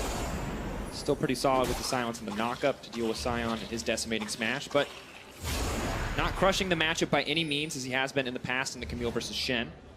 And now with Shook on bottom side and Selfie getting the push, Vitality are not able to set up an early play with the Taliyah. This is very good for H2K specifically. They have cleanse on the AD carry, so again, weaker in the all-in, but it's all about just avoid the CC and jump away when 4 members show up.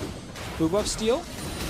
Nice for Selfie. He's going to get level 7. Shook, of course, tailing behind a little bit as he donates the buff over. Gillies with the level 6 will want to find an opportunity here shortly. Jizuke now backing in the lane. But just excellent for Selfie to have this buff. Means he can sustain the push. Means he can deny this even longer, as you mentioned. Not give Jizuke the chance to roam. Yeah, and the further you get into the game here as Ryze, you start maxing Q, you do get a lot of wave clear suddenly you can utilize. You do suddenly try and, match the Taliyah push in that mid lane. Cabochon is around, but there's no ult on his side. A classic play from him has been push top, go mid, and gank for Jizuke. Can't obviously do it at this point here without the ulti. So this is a slow early game, which once again is in favor of H2K, who just wants to stall. Level 6s are here for Cabo. We saw the ult already burned. When it comes back up, maybe he has the opportunity. Level 6 for Jacktroll, not quite there, however. The Leona ult going to be crucial if they want to start these fights off. Same 2 control wards back in place from Vitality. Setting up for the big play. A lot of small steps. Push mid, get vision bot side. Be ready to execute a gank. Jizuke will be spotted by Promise Q. It's kind of tense. Sheriff, he knows. Promise Q knows. And we're waiting, right? Because we know that Vitality can be so explosive when they find the opportunity. And Jizuke with the potential to show up in a lane at any moment. H2K definitely... You see Shook, he's kind of pathing towards the bottom side. Not only is he ready to take the red buff, but he's ready to protect his bottom lane if Vitality want to move there. Gilly's now ready to move in, waiting for his mid laner to get the push before he goes in any further. Moving in. He knows his mid laner can react first. Selfie's TP still on cooldown for another 20 seconds. So it is now Vitality moving towards the bottom side. Level 6 not there yet from Jacktroll. Should be very close. Jizuke has to be careful too. Selfie in a much better position. He's going to look for the trade. Won't quite get in range for the snare.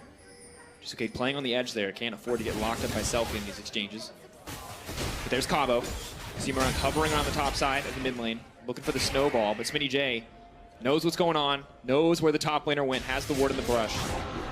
And TP for Selfie means that if any play happens on the bottom side of the map, he can respond. Vitality going to have to settle for the Ocean Drake. It's not the kills that they may have wanted in the early game. And they don't even get this one because Shook is still around bottom side. He doesn't care about top lane. Could go for a play against the Sion, but there's no point. Keep defending. Keep stalling for your bottom lane. Make sure Sheriff gets his farm. And you see a bit of a gold advantage coming in. A lot of that is Shook in the jungle. Bringing it home in terms of CS. Out farming Gilius, who's just been roaming around the map trying to make something happen. He's going to start up the Ocean, pings it out. Team ready to collapse. This should be theirs.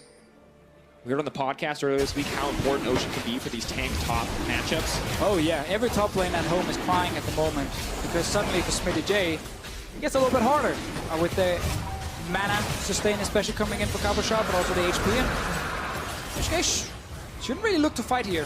TP going in. Stun not going to connect. TP is canceled. Cabo ready to respond, but H2K managed to back off and get the TP out, so a small win for them. They lost the Drake. They most likely would have lost in any case here. And by stepping forward, they ended up trading TP for Flash on Promise Q. That means now Vitality do have a target if they go down to the bottom lane for a gank, just all in on the Braum. And try and kill him, but obviously if you are Vitality, you typically want to get the 80 carry. And no TP from Cabo Shot is important. And sidestep, Promise Q now could be in trouble with the Unbreakable. Comes up. It's actually Jack Troll who's going to get stunned up. The Chain CC manages to come through. Buster Shot available. Sheriff, though, not going to get greedy. It's just going to throw Mini Trubacks back. Make it clear that he has the potential to all-in if he stays around in this lane. Also knowing that if he jumps forward, Jizuke probably just ults down instantly, and then suddenly it's kills for Vitality. Sheriff knows the game plan.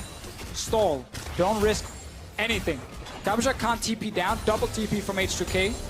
Was there just before, but Selfie's now changed to cleanse in the mid lane. He's actually expecting, he's saying, you know what? They're not doing anything but at the moment. They might go mid instead. So now he has cleansed against the Sejuani gank. This is good play. If he sustains the mid push, it won't cost him either because it will not free up Jizuke to roam. And now they clear out that bot side controller vision that has been crucial for Vitality to keep control, to keep threatening the bottom side. So really all things are going well for H2K. Yes, neither side has a massive advantage at this point in the game, but we know exactly how H2K like to play in these late games, and they're the team that's proven that they can win consistently if they take it late.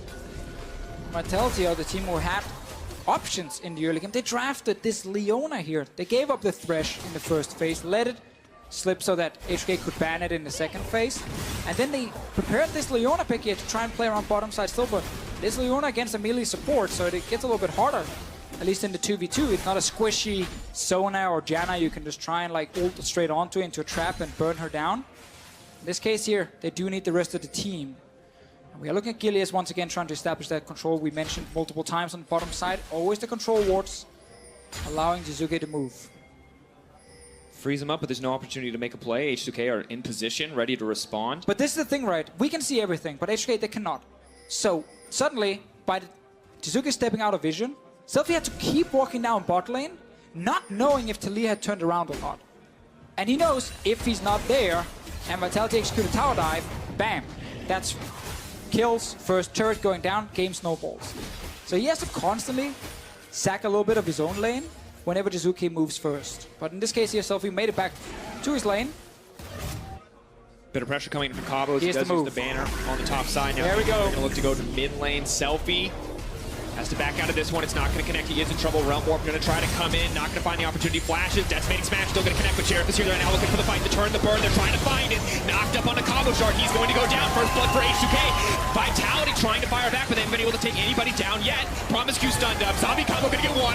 Zombie Cabo not going to get another because it's Jizuke there to bring it up. That's the 2-for-1 for Vitality. Oh, might get another one. Nope, Smitty Jays. He's alive. Shook will also have to step away, but that's the classic Cabo Shot play on the side. Move towards the mid lane, and Jizuke is trying more. Trying to keep the siege going. Shook is the one caught under the tower. They want to burn him down. They know he has nothing. Perfect flash over the fat chunk of the wall there to make it out to safety. Now Vitality may have to back off here. Sheriff, a lot of confidence to step forward, but will clear the wave and stop the tower from going down. Still a 2-for-1 here for Vitality. Haven't gotten the snowball they were looking for, but you take whatever kills you can at this point. Is Selfie danced around the initial engage, could have maybe flashed out instantly and just prevented the whole fight from happening, but H2K, they were ready to grab it in the mid lane in a 5-on-5. Let's see what happens again. Cabo Shot ults down, it's against Selfie, and here, if Selfie just flashes away initially, the fight might not happen, but I think actually, because he was a little bit further away and on the other side of Cabo Shot, he had to just kind of dodge around it and ends up taking a bunch of damage, and it's a good engage then from H2K, and Zombie Cabo Shot, no flash on Promise Q from before, gives him the kill, and Selfie can't get out. Works out in the end for Vitality, very close there. Good confidence in their team to bring it home. Oh, Smitty stepped on a trap. I think Jack Troll's ulti also ended up whiffing in that fight. And that Jizuke damage, I mean, just last team fight, 2K at this point in the game, you can see a much more even spread. the side of H2K, and a lot of that Cabo Shard damage just coming in from Zombie for him. Cabo Shard's ulti is ready again. If you can do the same thing, push out mid, push out top, go mid. No flash on selfie. Smack right into his face, secure that mid lane turret. Deficio. The banner's here. The inevitable push.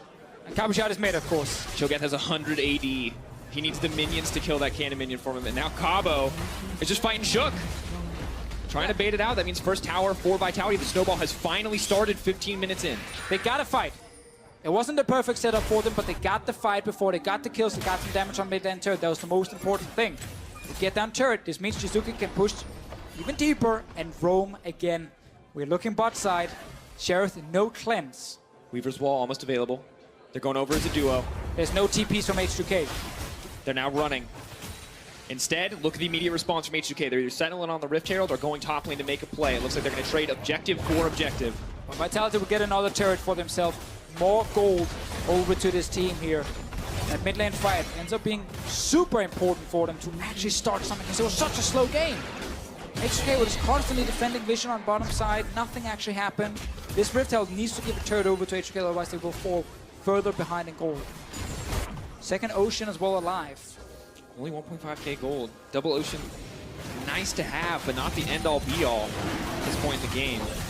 And Deficio, I think it's important. We talk about Baron. Very crucial. They can secure it on the side of Vitality if they want to snowball the game and find a win. We've seen them struggle, but also now they're up against a Cho'Gath. So much more Baron control on the side of H2K. A few more seconds on Sheriff's cleanse.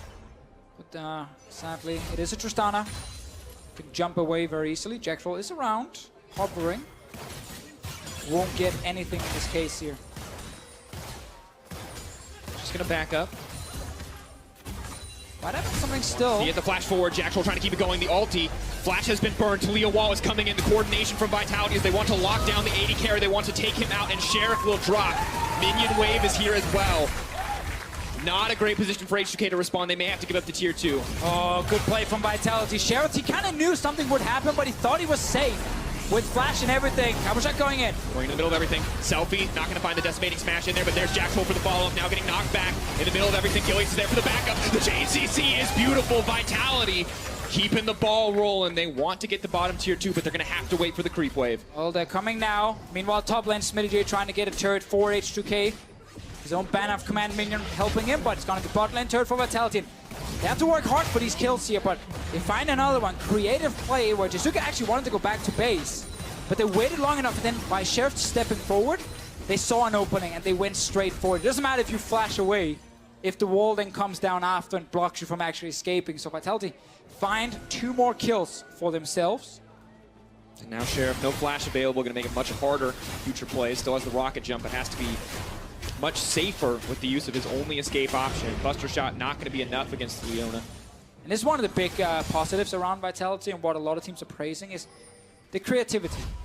If the game is slow, they're always looking for just one way to find a fight. And they don't care if they have to go a little bit further than other teams to get it. Like here, they see Sheriff step forward, and Sheriff knows that he might get engaged on, but it's a good flash in from Jacktroll to force the flash from Sheriff early, and then Jizuka comes in. And now, there's nothing H2K can do to actually defend. So it's a good setup. Nice, confident engage from the Leona, and exactly what they need to get more kills on another turret.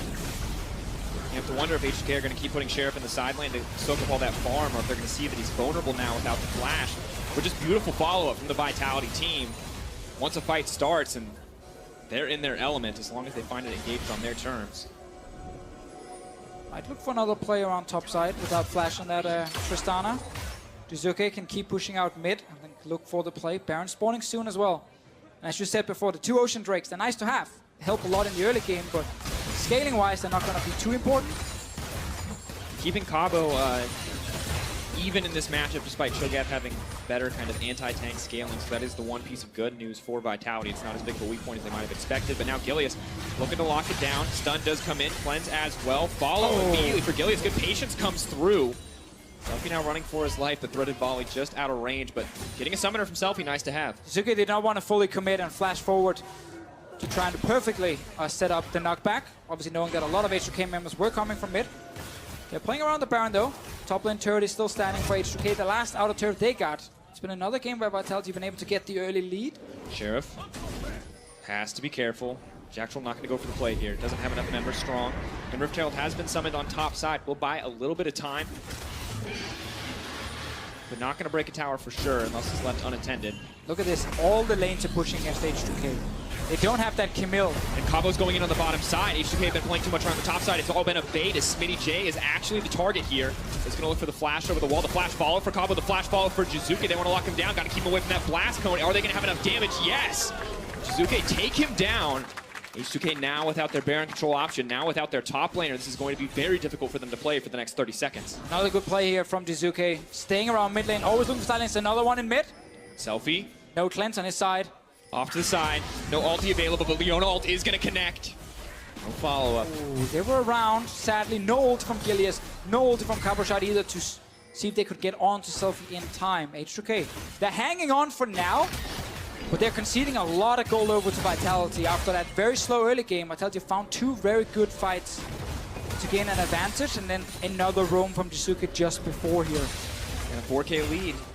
Not a bad thing to have. Double Ocean Drake's not as great, but when the Elder comes around, it will be important. It's still going to come down to a Baron play. Once again, an issue for Vitality the last few weeks. Can they cleanly set it up? Leona is fantastic around Baron at turning for the fight. Giant wall of tanks will jump in the face of H2K. Sheriff does not have the damage to kill these tanks at the moment. So Vitality have a lot of ways to start a Baron, sustain around it, and then turn for the fights when H2K show up. They should be able to further snowball this game. And Warmog's away as well for Gilius. They're not even going to get punished for starting it if they want to try and bait. He will heal right back up. Remember with the nerf to Warmogs, he's not a 3k HP just yet. Cinderhulk Warmogs does not give you enough stats. Still needs about 300 or 250 at this point before it activates. So will take a little bit of time for him. But they're still around the Baron itself and also threatening that top lane tier 2 turret. They can look for tower dive if H2K are suddenly split up. TP is there for Smitty J, but he might not be there in time if the fight breaks out. Backs coming in for the Braum. May need to respond to top side instead. They're starting to move This is up. the play we just talked about. Rise could be in trouble. CC is going to try to come in. They are going to find the follow-up immediately. They're bringing it home. Selfie now in trouble. Just going to take him out as many True Packs grabs the kill, and it's Sion now trying to keep it going. Promisecue looks for the disengage. Does manage to connect onto 2. Single pick off on the side for H2K. Vitality happy to grab that one. They keep getting something. A kill now. Top lane turret will take a bunch of damage, as well as Vitality do stay around. They are moving away now. Ooh, a lot of damage on Sheriff. They're actually going straight for Baron. They're moving on to it. Traps lined up already from mini True Packs. Tanks who can stand in front of it. Smitty J needs to TP in. Last be willing to burn at 7K and dropping. 6K getting lower. Predator has been used. There's no wards for him to Promisecue TP might on. just go down here. Trying to contest off the side, trying to break through those traps. Mini True Packs is healing up, but has to be careful. If Sheriff leaps in, could take him out, but not going to take the risk. Oh, and it could have been big for Vitality, but they didn't have the ultis to turn here. Promisecue will go down. Assume the ult from Mini True Packs killed him. Recall around a ward, most likely. Yep, right there. He says that's for my boy Jack Troll after your 80 carry sniped him last time. So wards once again the heroes of these games. And Mountain Drake going down. Not Triple Ocean with the shield. Cabo Shard will be sad. But the rest of Vitality will be happy. It will make it easier for them to pressure this Baron. We know it is the center of attention for this team. They have the gold lead. Advantage is in their favor. Tristana only at 2 items, not hitting that 3-item point yet. This is their window of opportunity. And we're constantly just looking at the Taliyah pick. 100% kill participation from Jizuke so far in this game. After the slow start, he's found 2 good ultis that resulted in kills and turrets for the team. And H2K are continuing to try and stall. But they don't have a lot of map pressure. And the moment they show up in the side lane, we've seen 5 Vitality members instantly in. Jackal can always engage. He's ready to go. In Officio, we just continue to see Jizuke be an absolute terror, the kind of the center carry for Vitality week after week. But we are seeing much more conscious play around him, snowballing him, then allowing him to go to the bot lane to snowball many True Packs. Has been a good look for the team. Vitality playing with the win conditions we expect. Sion is now going in there, going to look for the engage. Has been locked up for now. Shook going to have to burn the ulti. Wall is now coming in to try to block off the team, but it's Smitty J in the middle of everything. Is he going to give his life? Sheriff locked up. Smitty not going to be able to get anyone down. Cho'Gath gone. Maybe this is the opportunity for Vitality to turn onto that Baron. Well, let's see. Caboshot is very low, but he can TP back towards the Baron. There's a ton of wards placed by H2K. No flash for Shook. Also playing on the blue side means it's a lot harder to steal this Baron. We'll have to walk through every member of Vitality to get into that pit. And Vitality right there, they got the TP, they got the kill. Around mid lane, H2K looking for another one. Sheriff. Oh, Capo's coming behind. Look for the opportunity. Is he going to find the decimating smash? Does manage to find it. Sheriff now trying to back off, but he doesn't do quite enough damage to these tanks yet. Gilius goes over the wall, finds one stack, two. Sheriff backing off on the third stack. Stun not going to connect. H2K retreating, but Vitality not able to get a greater advantage. Vitality once again ping around the Baron. If HK shows bot lane, Baron might get started. But they're not showing just yet. Vitality still hovering around, looking for another pick. They're so hungry to fight. Smitty no TP. Selfie, no opportunity to swap out summoner spells. Has already burned the Ghost. Will now have to back off. The slow, steady game for H2K, the longer they go, of course, they still have a very strong late game composition, but they have to be careful. They can't afford to keep getting picked off because look at the Talia, Deficio. So much damage. Death Cap, Void Staff, Archangels. That is a lot of damage. No triple Infernal this time, but still quite potent. I think H2K were trying to see if there was a chance of a Baron rush if all of Vitality went back to base, but not the case here. Vitality do get to once again push out, get the Baron control, and of course both teams looking to see if they can qualify for that semi-final, lock their spot as well. Going in towards Copenhagen, where you either get the third place or the final for either one of them. And we also want to announce we do have a special guest joining us for the broadcast. It's going to be Froggen, of course, who will be on the analyst desk. Cold is there as well. But Froggen is coming to join us here in Denmark. And Anivia is in the meta. Anivia is in the meta. The memes are being made as we speak. He's going to talk about it. And of course, all the fans will get a chance to meet him. There's still a few tickets available, but we got to get them pretty fast, especially for the final. See if you have the opportunity now. Oh. May want to wait on going to buy those tickets. Keep your eyes on this game as Baron has been started. H2K potentially on the way in. They're going to rush it down. Time, 3K, getting lower. Trap has been used. They're looking for the turn and burn. They may just fire it back. Cabo's in the middle of everything, but Selfie is on the backside trying to dig down many true packs. The immediate turn back. The team is split, but Jizuke is more than enough. Cho'Gath, Jizuke, the flash forward. Smitty J with the double. Massive turn for the team. Selfie still playing over the wall, but he has the Realm Warp if he wants to use it. Are they going to chase for anything more? Sheriff, ready for the resets, ready to keep this ball rolling if he can get it started. That's Smitty J going to be brought into the middle of everything. Gilius now has to run, but he's in the middle of Sheriff now. Decimating Smash comes in, the knockup. They're going to look to chain the CC. That's one. Can look for the reset, but not going to get greedy. H2K in control. Man, again, it's Vitality winning the early game, and then around the Baron, H2K find a way back. Vitality could have finished the Baron here, but they just seem to have no confidence actually getting it down in time before Smitty J and Shu can get into the Baron pit.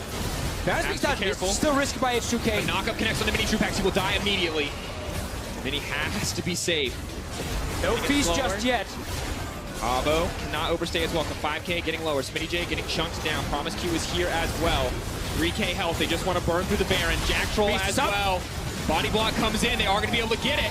Cabo goes down too. H2K, this is exactly what they wanted. I can't believe that it's happening every single game now. Vitality with the lead, the tanks, the engaged, stop the Baron, either turn as a team, win the fight, or in this case here, let's see how low the Baron dropped, because the call in itself makes a lot of sense, but all 5 members are around. Jizuke uses the wall to try and block them out. Promise Q with the shield stops the wall from actually completely zoning away the team. And here, I think you can try and rush it down if you're Vitality with the traps lined up. Keep in mind, if Shuk steals it, he's in a bad position and might just die because he has to flash into the pit. But they don't finish it, they turn, ends up splitting up. And because the Baron was still active, it ends up killing Jack Troll. And Sheriff is untouched in the fight. Welcome to the late game. 3 items on Tristana. This is where H2K tends to win their games, and we're here again. Cutting it down, Sheriff so strong to siege. The Demolitionist champion, exactly what H2K want. But here comes the Scion. Vitality looking for the turn, trying to get him out with the Reinzol. Olaf will make it out to safety, but now he's split off from the rest of the team. Sheriff is in trouble. No, he's not outside of the team fight. Sheriff remains untouched. And it's just a 1-for-1, top lane for top lane. Mid laners on each side grabbing the kill. 1-for-1. Shook. Left Smitty J is the only frontliner in that fight when he was in the ulti from Selfie. Mountain Drake for Vitality. Sadly, not what you're looking for again if it's all about scaling and winning late game fights. Ocean and Mountain gives you very little value when it comes to team fighting. And Vitality have lost yet another first Baron. Not confident they could finish it in time. I think they should have gone for it, but they didn't. Then lost the following fight. Sheriff is on 3 kills now. 3 items to Fischio. Energizer build plus the Infinity Edge. Working towards the next option here. Very strong Tristana. Turret still alive. Hits play. Selfie sets up the ult to get out, but realize they can't get out in time. Shook leaves. Chef left untouched. He got like 9 autos off in that fight. Admittedly all onto Cabo, but quite a good team fight for an AD carry. Okay, looking for another one. Jack Troll. Wall off.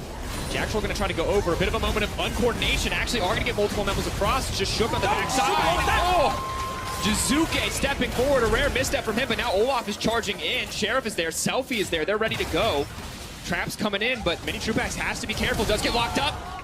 Flashes out to safety, not going to get taken down. Gillia's looking for the disengagement. Sheriff is right there, wants to keep the fight going to knock up the chain CC. He's going to get burned down. Selfie grabs another one. It's happening again. Welcome to the late game where H2K can simply outplay Vitality.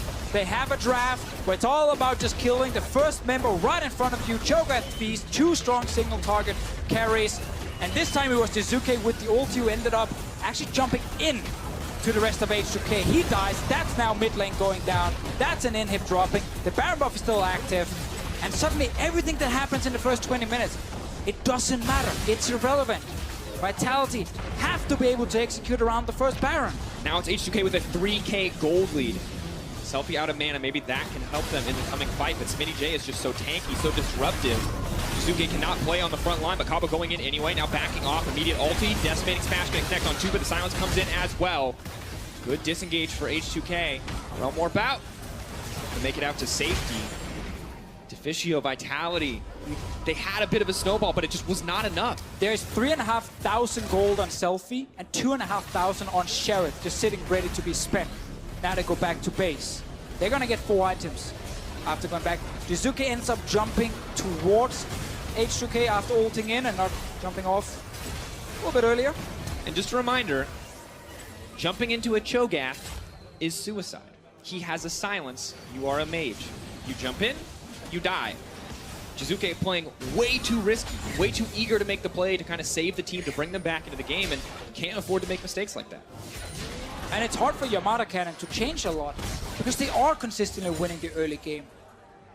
The Talia pick is working, Jizuke is performing.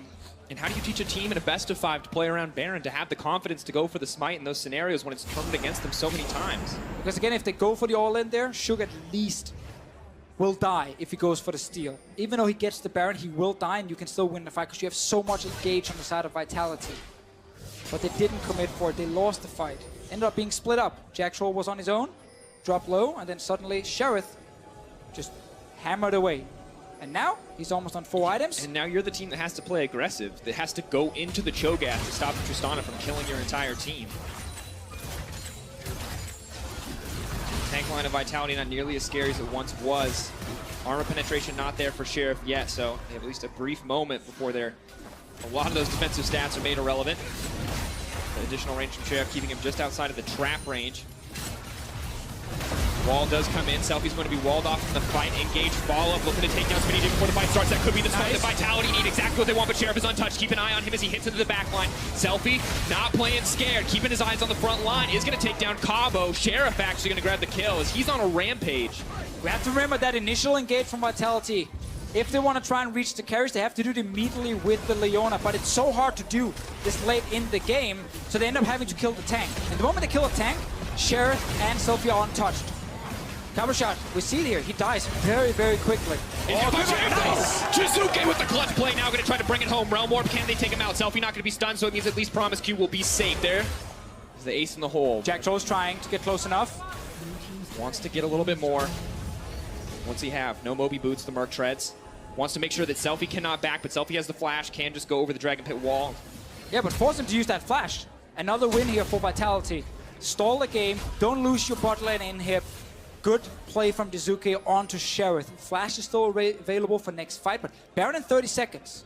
AD carry is going to be alive, probably get there in time with home guards.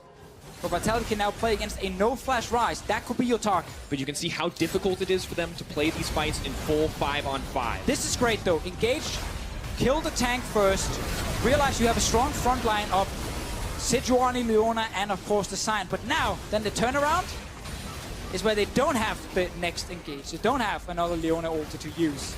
And they can't get to the carries. This is just a good play from H2K, and Sheriff thinks he can jump out, but bam, interrupted. Baron play is gonna be huge. It is alive. We're back watching Vitality around it. We have the Tristana currently moving towards it. And remember, no flash on Selfie. He could be your target. If you can connect the ulti from Jack Troll onto him, it could be huge, but he's bought a stopwatch to use when he sees that all in from Jack Troll. Ready to make it happen. H2K looking for the pick. Chain CC comes in, but they're not going to catch Sheriff. It's not quite what they want. Olaf doing what he can in the meantime. Sheriff, though, free hitting onto Cabo Shard. Exactly the exchange they're looking for. Cabo not going to get any damage down with the passive advantage to H2K. More importantly, I think they were aiming for Selfie and they didn't hit him. Suddenly, you can't actually move forward because this H2K lineup will kill your tank first. As long as Smitty J is in the front line soaking damage and ready with the potential feast, the damage of Selfie and Sheriff burns through Cabo Shard. Like, his life, it's rough. He goes in, that's his job. He takes a bunch of damage, and if his carries have not killed the enemy tank, he's gonna die then. Elder Dragon started up by H2K. No dragons themselves, mean this is a quite easy take. But Baron is being pinged by Vitality. They have to go now. They're using the wall to block it off. They want to start it up. 4v5. Cabo has the TP available. 4 dragons. Double mount makes it pretty easy. Promise Q not going to steal this one away. That means Vitality will get the Baron. But can they get out? That's the thing here. 5 members of H2K around. Promise Q on the other side here trying to use his ulti. Not ready actually. It's on cooldown. It's just trying to buy some time. TP going to be used to keep the team safe. H2K ready for the full 5-on-5. Promise Q not going to get picked off. Unbreakable is there. Knock up. Going to go in on the Selfie, but he does have the Hourglass. That might just be enough. Smitty J in the middle of the team, but he doesn't kill anybody. Sheriff looks to the side. Can't take the hero blade. Flashes out. Ready to go at a moment's notice. Mini Trupax will stay alive. Has to burn the heal to keep it safe. Back and forth in this game. Vitality will not go quietly. Such a close fight here. Selfie almost died. No flash on his side. They actually got onto him, but then the stopwatch came in, and suddenly the entire team is in front of him. Super close game. Vitality with a good call here. Used Talia ult to block H2K from getting to the Baron. Take it, trade it for the Elder Drake. In this case, because there are 0 Drakes on the side of H2K, it's actually a good trade for Vitality. Allows them to look for another big fight. Yes, the fight's been easy to execute for H2K, but that doesn't mean Vitality can't win them. One good knockback from H2K on either Selfie or Sheriff, that's a kill. That's a 1 team fight for Vitality. And we're now at this point in the game, Deficio, where we have to look at Selfie's itemization. You see the broken stopwatch, not enough time to get to Zhonya's quite yet. That means he's more vulnerable in the fight to come. Similar story for Sheriff. Has the cleanse, but it's not going to matter against the knockback against H2K. I'm still looking for Jack Troll to his ult straight on Selfie. Until that flash is ready. And this team is so strong at sieging. The traps, the threat of CC if you try to move in on a Scion, very strong for the team overall. You see Smitty J just fishing for the rupture picks. Mini Trupax takes a lot of damage, but both 80 carries with Bloodthirst. I mean, it's pretty hard to knock anyone out with a single hit. And that flash is now ready. So is my puberty.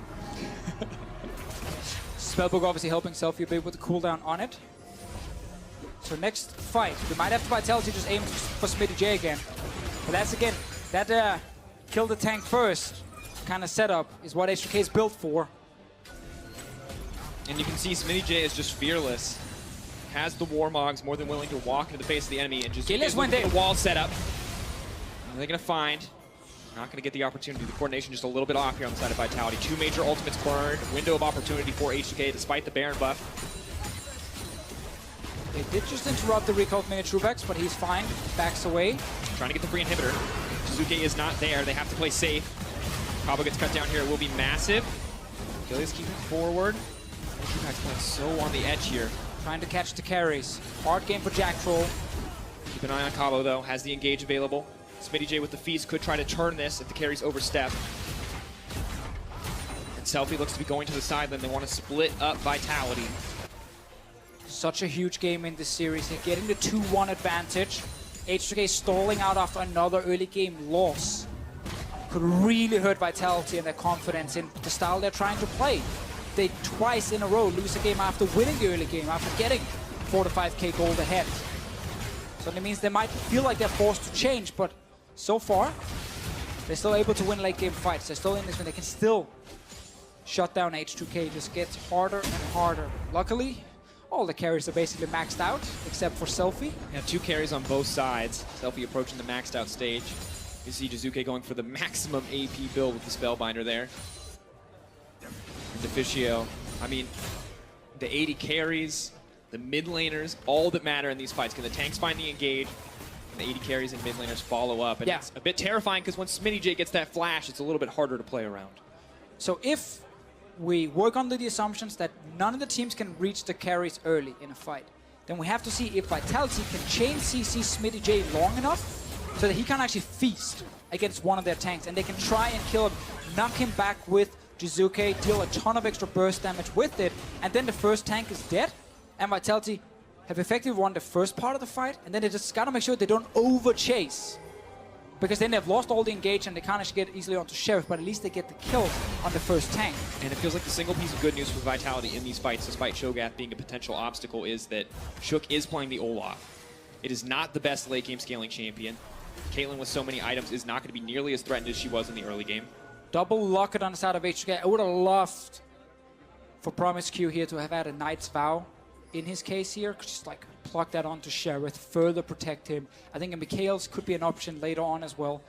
When you are against the Leona, just if the cleanse is gone, having extra ways of avoiding a potential engage onto your carries, because we have seen the amount of damage Sheriff can deal as long as he doesn't die early. And Trubax is trying to do exactly the same on his side, and while there is a lot of damage with the headshots, doesn't have that insane attack speed steroid we get from the Tristana. That's the big thing in deciding this. The mobility, the safety that Sheriff provides, and the attack speed steroid. So crucial for the late game scaling hyper carries. 110% on Sheriff if he ever gets to stand still and hit the opposition.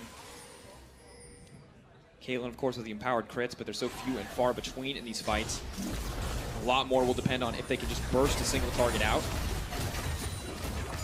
But the 1,000 damage crits are coming in now for Sheriff. He's just about untouchable. Overheal plus the Bloodthirst are going to make it hard to burst him down.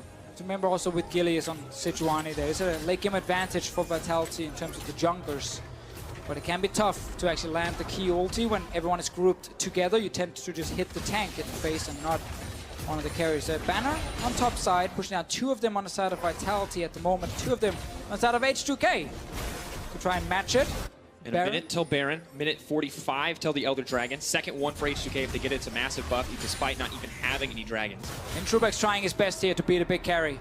Ton of damage on his side with the Caitlyn. Obviously, when 280 carries are hitting tanks 24/7, they tend to get very high damage numbers. Double ban on one side. So Banner v Banner, however, Vitality having to respond on the bottom side of the map does mean that H2K should have a clear path to get some Baron vision of their own to set that one up. They don't have any Mountain Drakes, but they still have 2 members who can cut through it quite quickly. Now this potential double banner setup, if you do that when Baron is actually alive, and the enemy tank then shows up bot lane, and you start the Baron, he's forced to TP in, and these 2 minions will continue just pushing. So you can actually time it like that. Now Kamshad had enough time to go bot lane and kill at least one of them before Baron spawn, but HK can still try and force his TP. Here we go. Trying to back off. Vitality posturing around the pit, ready to threaten. SmittyJ now taking a whole ton of damage here, ready for the fight. Eyes on the engage options for both sides. Gilius going to connect, looking to chain the CC on a Promise Q. He's going to be a tough target to hit, but SmittyJ down to half health. Not going to heal up as he has stayed in the pit. Jizuke similarly low. Trubax untouched for now. If that rupture hits, it could be massive for the team. They're not going to find the follow-up. Desmane's match next. Immediately she tries to leap in, but Gilius is still alive. SmittyJ has been taken down. Jizuke untouched, as is Trubax. They're going to have to back off. Realm Warp taking them out, but the wall now coming in to block off Selfie. Can they find the follow-up here? Now turning to the Baron.